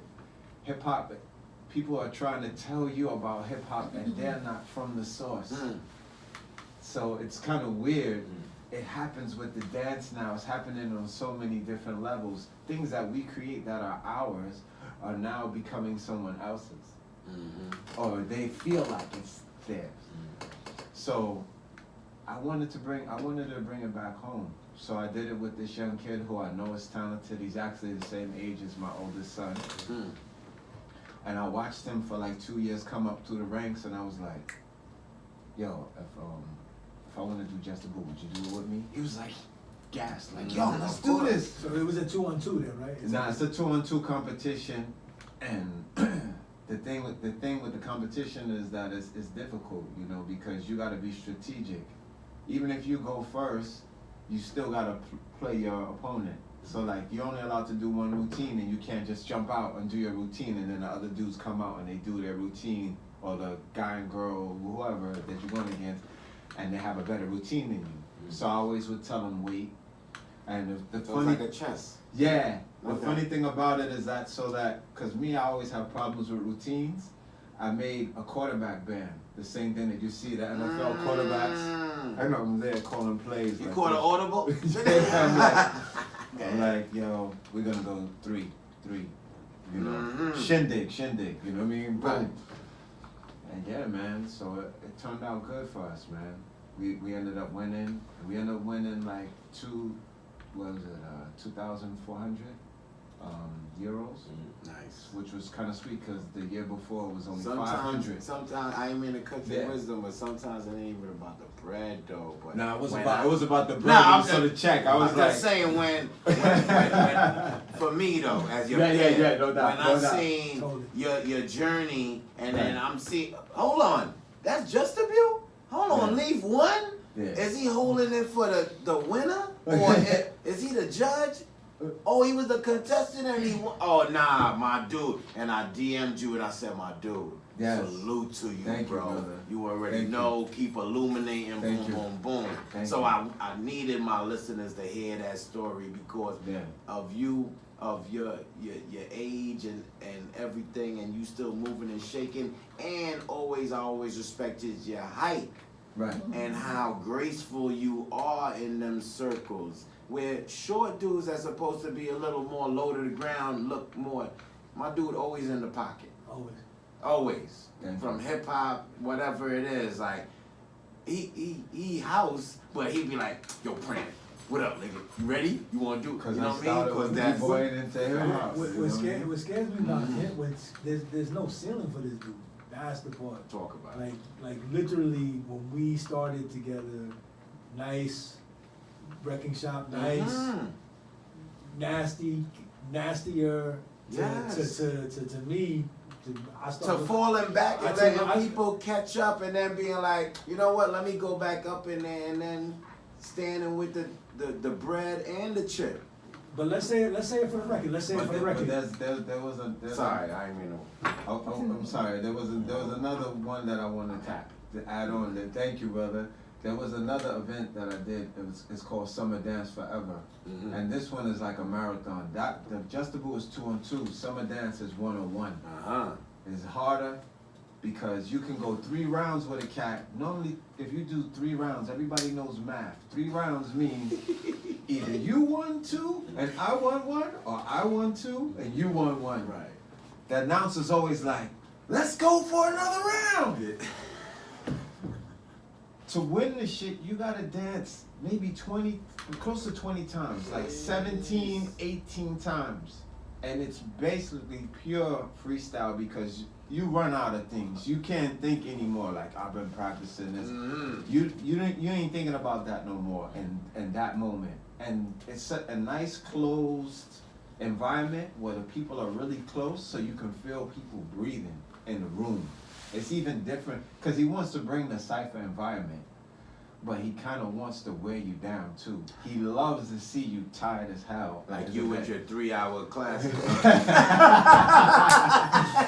But I can't front. His event is the biggest thing going right now, and it's actually a great way for us, if you want to like segue it into fashion, for us to do what we're doing now with fashion, because it's easy for us to wear our clothing and people can see us in the event, and then they can decide, oh, I want that shirt he has on, that hoodie that he wore before he pulled off the shirt, I want that hat. Oh, that hat is I gotta get that.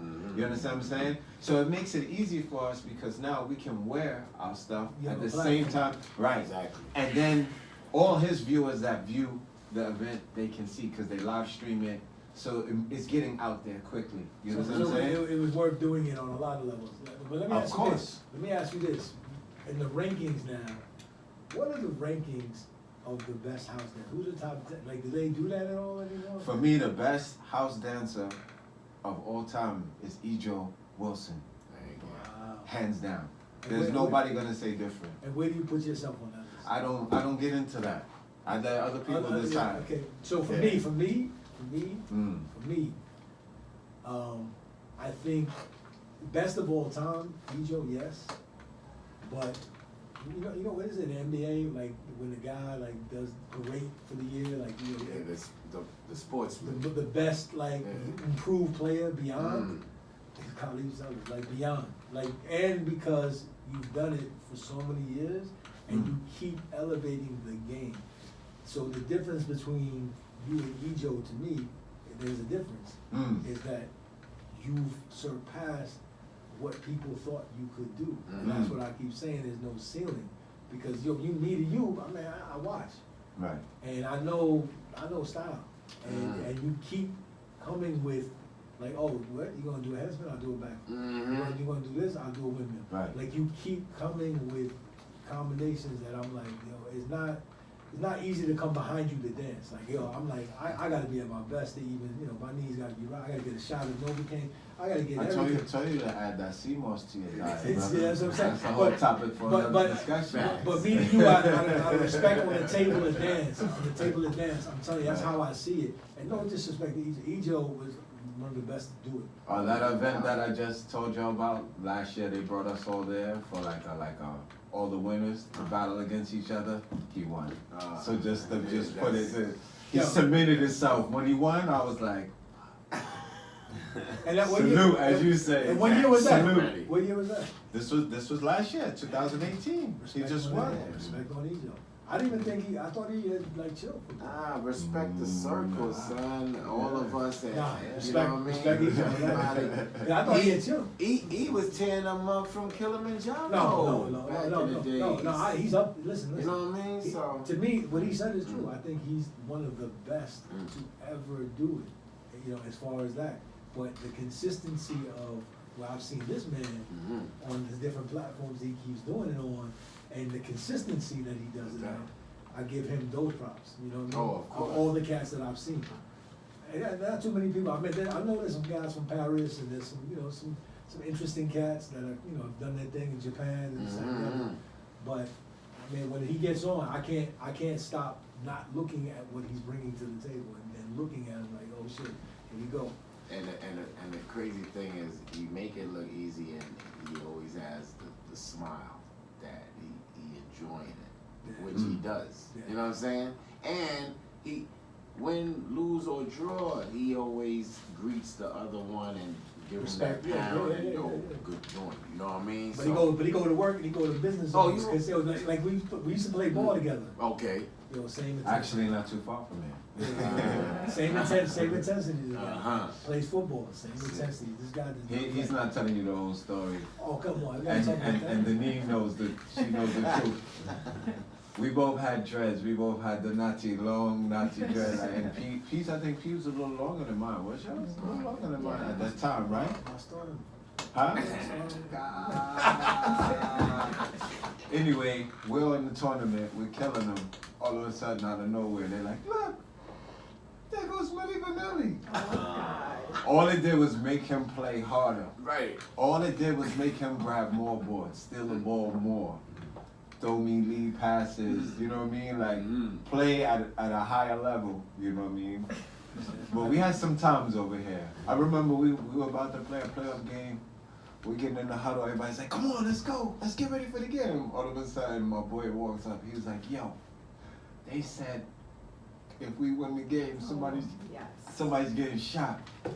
I was like, what? Come on, man, let's get in the huddle. all I know, we went to overtime with these cats. Dude, some dude named Rambo was on that team. That's what it was like. Shout out to Rambo, Yeah, shout out to Rab, to all I know is I said, yo, if we won, if that ball goes in, son, I know where my bag is. I'm out. Scoop out. I'm out. I know this is, I don't know if that stuff still happens, but yeah, with Halsley, shout out to Halsley. You know what I mean? All that. Even if it wasn't happening, you was there for when it was happening. So it's somebody out there that couldn't co-sign what you saying. Like, nah, remember what they talking about, yo. That's crazy. We don't have to wrap this show up because I don't know. He's letting us go, but he's gonna be in here in a second. No, you got listen. You got to bring some. Come on, man. I know you got a question. You got something to tell us, please. You've been Another thing before we wrap up too with the documentary thing, you want to talk about that or you just? Yeah. No. We pushing on a bunch of things. I mean, there's a lot of content out there that's coming. You know, so there's a mixtape movie I know Tony Touch is working on filming that next week. And we did Tommy G's mixtape. I know that's coming. And I got Tommy filming for that. And then you know, we've been working on this dance doc. Like, you know, it's you know, you think. So is it a sequel to Wrecking Shop or is it a different dynamic of the whole thing? Nah, I mean, I think respect to Wrecking Shop Right. putting this on, but I think Wrecking Shop was kind of almost a day in a life, one day in the life Sure of did. us, in a sense. But it didn't really tell in a detailed format how and why and where and how it all came together. Kind of like what we were doing now. Right. Like really being behind the scenes and explaining. You know, I just learned some stuff about Caleaf I didn't even know on some levels. Right. That's what I want the film to really dictate of the evolution of, you know, hip hop and house in the '90s and why you see all these people emulating it as they do now, or why is it we were dubbed the guys and we were basically, you know, we were the guys in front of the camera, you know, early, and with MTV being in New York and hip hop being in New York and being in our backyard. And not excluding LA, this and the other, but just explaining the evolution of hip hop. Another question before we wrap up. Yo, do y'all think it was easier for us because we used to party with the casting directors and the directors so they could just pull us and be like, yo, we got a video tomorrow, come pull up? Or like today now you gotta do the audition thing and the craziness, you know, the cattle call thing. Yeah. Than what we was at being at the right place at the right time, basically. What y'all feel about that? I think we took advantage of the industry parties because New York was a hotbed at that time. All the major labels were in New York. So that's why, and it's the same thing that happens in LA. But I will be remiss to say that if you want to get that dance and you want to get more of the culture, come to the 36 Chambers. That's July 15th to the 21st. It's right after Ladies of Hip Hop, following my event. Along with Buddha Stretch, we do this event together. And then he has his event, which is called Step Your Game Up. And then you have Street Style Lab, and then you got Rocksteady's anniversary. So July is happening. So that's the only thing you have? Is that the new stuff you have working on, or is that Well, I other mean, I stuff? also have an album out. It's called Yeah, Bestseller. It's on Catch the Ghost Records. Yeah. I'm pushing that, you know. My single is always called Like That, and my first single was called Wordplay. It's on iTunes. They can. Yeah, you can see it. You can find it on any stream, on any streaming. And didn't I just see you perform out of the country too, right? Yeah, I just did a show in LA and in Japan. Yeah. And next week I do a show in Norway. So you ain't just going With, to do Willa workshops. You picking up the mic too. Nah, So and God bless. I'm gonna spin too. I You spent see? last night and I'm gonna spin when I go to Norway, and in Beijing next week. So yeah, man, the grind don't stop. Let me give a big shout out. It's 25th anniversary of 10 Thieves. Mhm. We had a really nice single, It Don't Matter. I seen you at Rocket Soul. Yeah, with the they jacket. actually had well, I had always had the jacket. They actually had the record there. They called me and I was like, you know what, we should talk about that piece. So big up to everybody. Oh, who was in that group? I was about to say, big up to everybody who was in that group. Caleaf, Stretch, Sean. yeah, No. Link was there because Link we Right. did the live shows. Mhm. He controlled all the Shout music. out to Ali. Ali, who we first started with. So yeah, we went on tour with that, man. We toured with Channel Live, Ghost Babies, 9, and you know, big shout out to all the dancers that were rapping, all the rappers that were dancing. Nah, that was a dope joint right there Yeah, at we, the time. yeah, we did our thing, man. We did our Of thing. course. But then you know, Channel Live, you know, Hakeem. Mm-hmm. Shout Hakeem out to Channel Green. Live, okay. Big shout out to him. Some with two L's. He a low life now too. So, Buckshot Shorty, you You know. already know. All Me, day. I. All day. So you know, Premier and all them, you know, R.I.P. Boy, he was like the first cat that would listen to the top. Yes. We recorded R.I.P. at D&D, Mm. right next to Smith and Wesson, right next to Yeah. everybody. So we were in the mix, man. Of But course. Shout out to Stretch about Vito, right? oh yeah, Facts. yeah. Flex, you know, for pushing the record, and you know, that was a great time. You know, the Definitely. '90s. What was like your favorite group this time? Yo, and the one thing is, Ziggy. Mm. Yo, why can I still play that record? No problems. I don't know. Yo, that record, Man. you can play I think that it's the record. horns. Yo, you In the know what I beginning just of remember? I Tulsa. remember that we was on tour, bro. The R. Kelly tour. It was y'all, See? Ziggy, and CeCe Peniston. I just when he said that, he was like, "What's up?" with-" And I was like, "Oh shit, we was on Yo, tour one of together." my- See, I got it. One of my No, favorite records. because I was Crazy. telling this man about because of Toss It Up, I went on the R. Kelly tour, Right. and because of the reggae version of Raking in the Dough, I went on the Shabba Ranks tour when a nigga had the trailer load shit. Right. So I was telling them that like because of the music and how it was the timing, you know what I Timing mean? was- But that Salam blessed us with Yeah. them horns Big in up the Salam beginning where it's like, yo, what the fuck is that? Right. And then now you got the dancing and then the elements of the fashion. It was just a package. You know what I'm saying? It- So it- it- I respect that time like It's a how good you respect representation. your time. Yeah, you know really what I good mean? representation Yeah. of what we could do from dance to rap. And yeah, that was crazy that they gave us the opportunity to do it and we ain't dropped the ball. No. You know what I'm saying? None of us as like, dancers. Like Stretch would tell you, Right. I used to ask him, why do you play all these, rappers, that were dancers, that were rappers, and were you cool with that? Like, he was like, nah, y'all put out some good shit. Bobito and them was like, we didn't just play it because we thought you were good dancers. Right. The Hikes are represented on the mic, so respect on all that. And that's coming from somebody that's a critique that, Oh, you know. he locked the door on me quick at Thank you. WKCR. nah, we good, man. Right. So besides the documentary, you have anything else going on? Like anything else you got? Well, on the clothing tip, we represent, we got Lala Anthony collection we're dealing with. Mhm. We got Black Pyramid, Black Women coming. We dealing with all that Chris Brown, new music coming out. Literally just came out with a song with Drake. So Yeah, that's one Yeah. that's fire Yeah, too. we heard it. boy. Yeah, we heard it on the man. way here. Yeah, we heard it on the way here. Yeah, so I'll be on tour with him like for the whole, September on, Nice. dealing with that. And then, we got a couple other brands I can't mention because the little contract ain't going. News at 11. Yeah, but you know me, Peter always in the mix. Always. Always culturally satisfying cats out here, and Yeah. bringing it to the Making forefront. us smile. Yeah, and thanks again for even having us and Nah, speaking on this this. is Was good. our pleasure. Stay, you know what I'm saying? We go back with this cat. Mhm. Man, Francis, know. he's like brother, man, beyond. Thank I you. just needed to cut in because I just thought about something. The hat that I'm rocking is something that me and Justice and my boy Masa started. It's called GMC. Nice. And Yeah. Yeah. Look out Slowly for but that. surely. Slowly, we crawling right now. We Okay. crawling, but we gonna Nah, try it don't to make matter it happen. how fast the Right. process go, as long as Yes, it's in a sir. forward direction and Yes. positive, and that's how my brothers, we have been all these years. So it's been a pleasure to have you on this show. So- Thank you. Let's go around the room. So Peter, where can they find you? Online. If you want them to find you. I mean, It's optional. Because he don't, sometimes he doesn't I like be to like that. find But it. you know, on my IG, it's Peter Paul Scott. Right. I mean, throw the DMs in there. You know, you got any questions? I mean, I say it, I tell it. I always say I walk the walk. Mm-hmm. My IG is, basically mimics everything I'm dealing with. Mhm. I put it all out. I'm not showing off. I'm just saying, this is what it is. This is what I'm Right. dealing with. And yeah, that's where you find me. And you got something to talk about? Come on, let's go. Robbie. Robbie Fingers, ROBBIEFINGERS, Twitter, Instagram. It still sounds about right.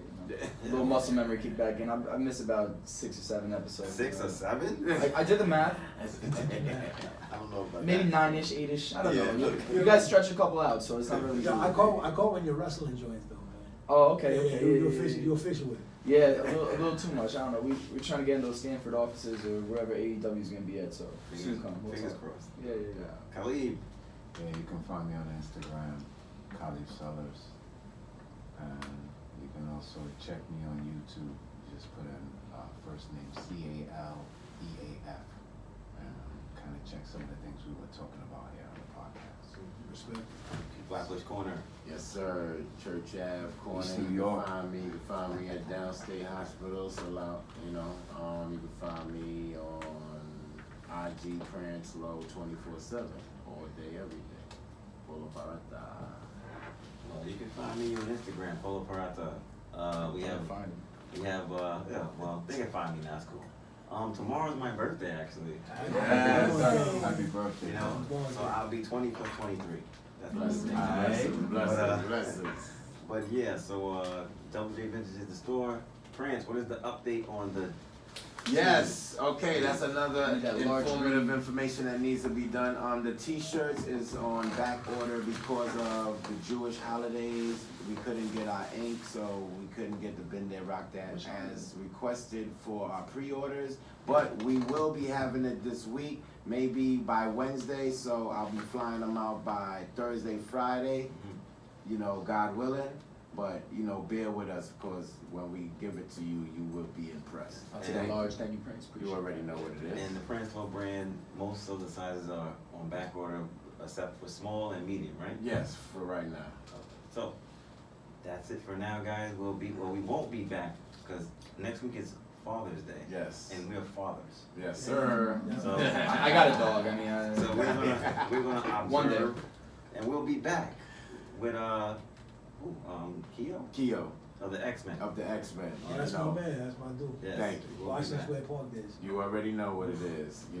A true storyteller. So he will be here to bless us with a lot of them stories. You know what I'm saying? So be prepared. And ask him about his rap days Let up, yo. in the circles. No in doubt. Square Park. It's gonna be And crazy. please check out from the Feet Up. Oh yes, we are at the Port Authority till the 31st of July. So check us out.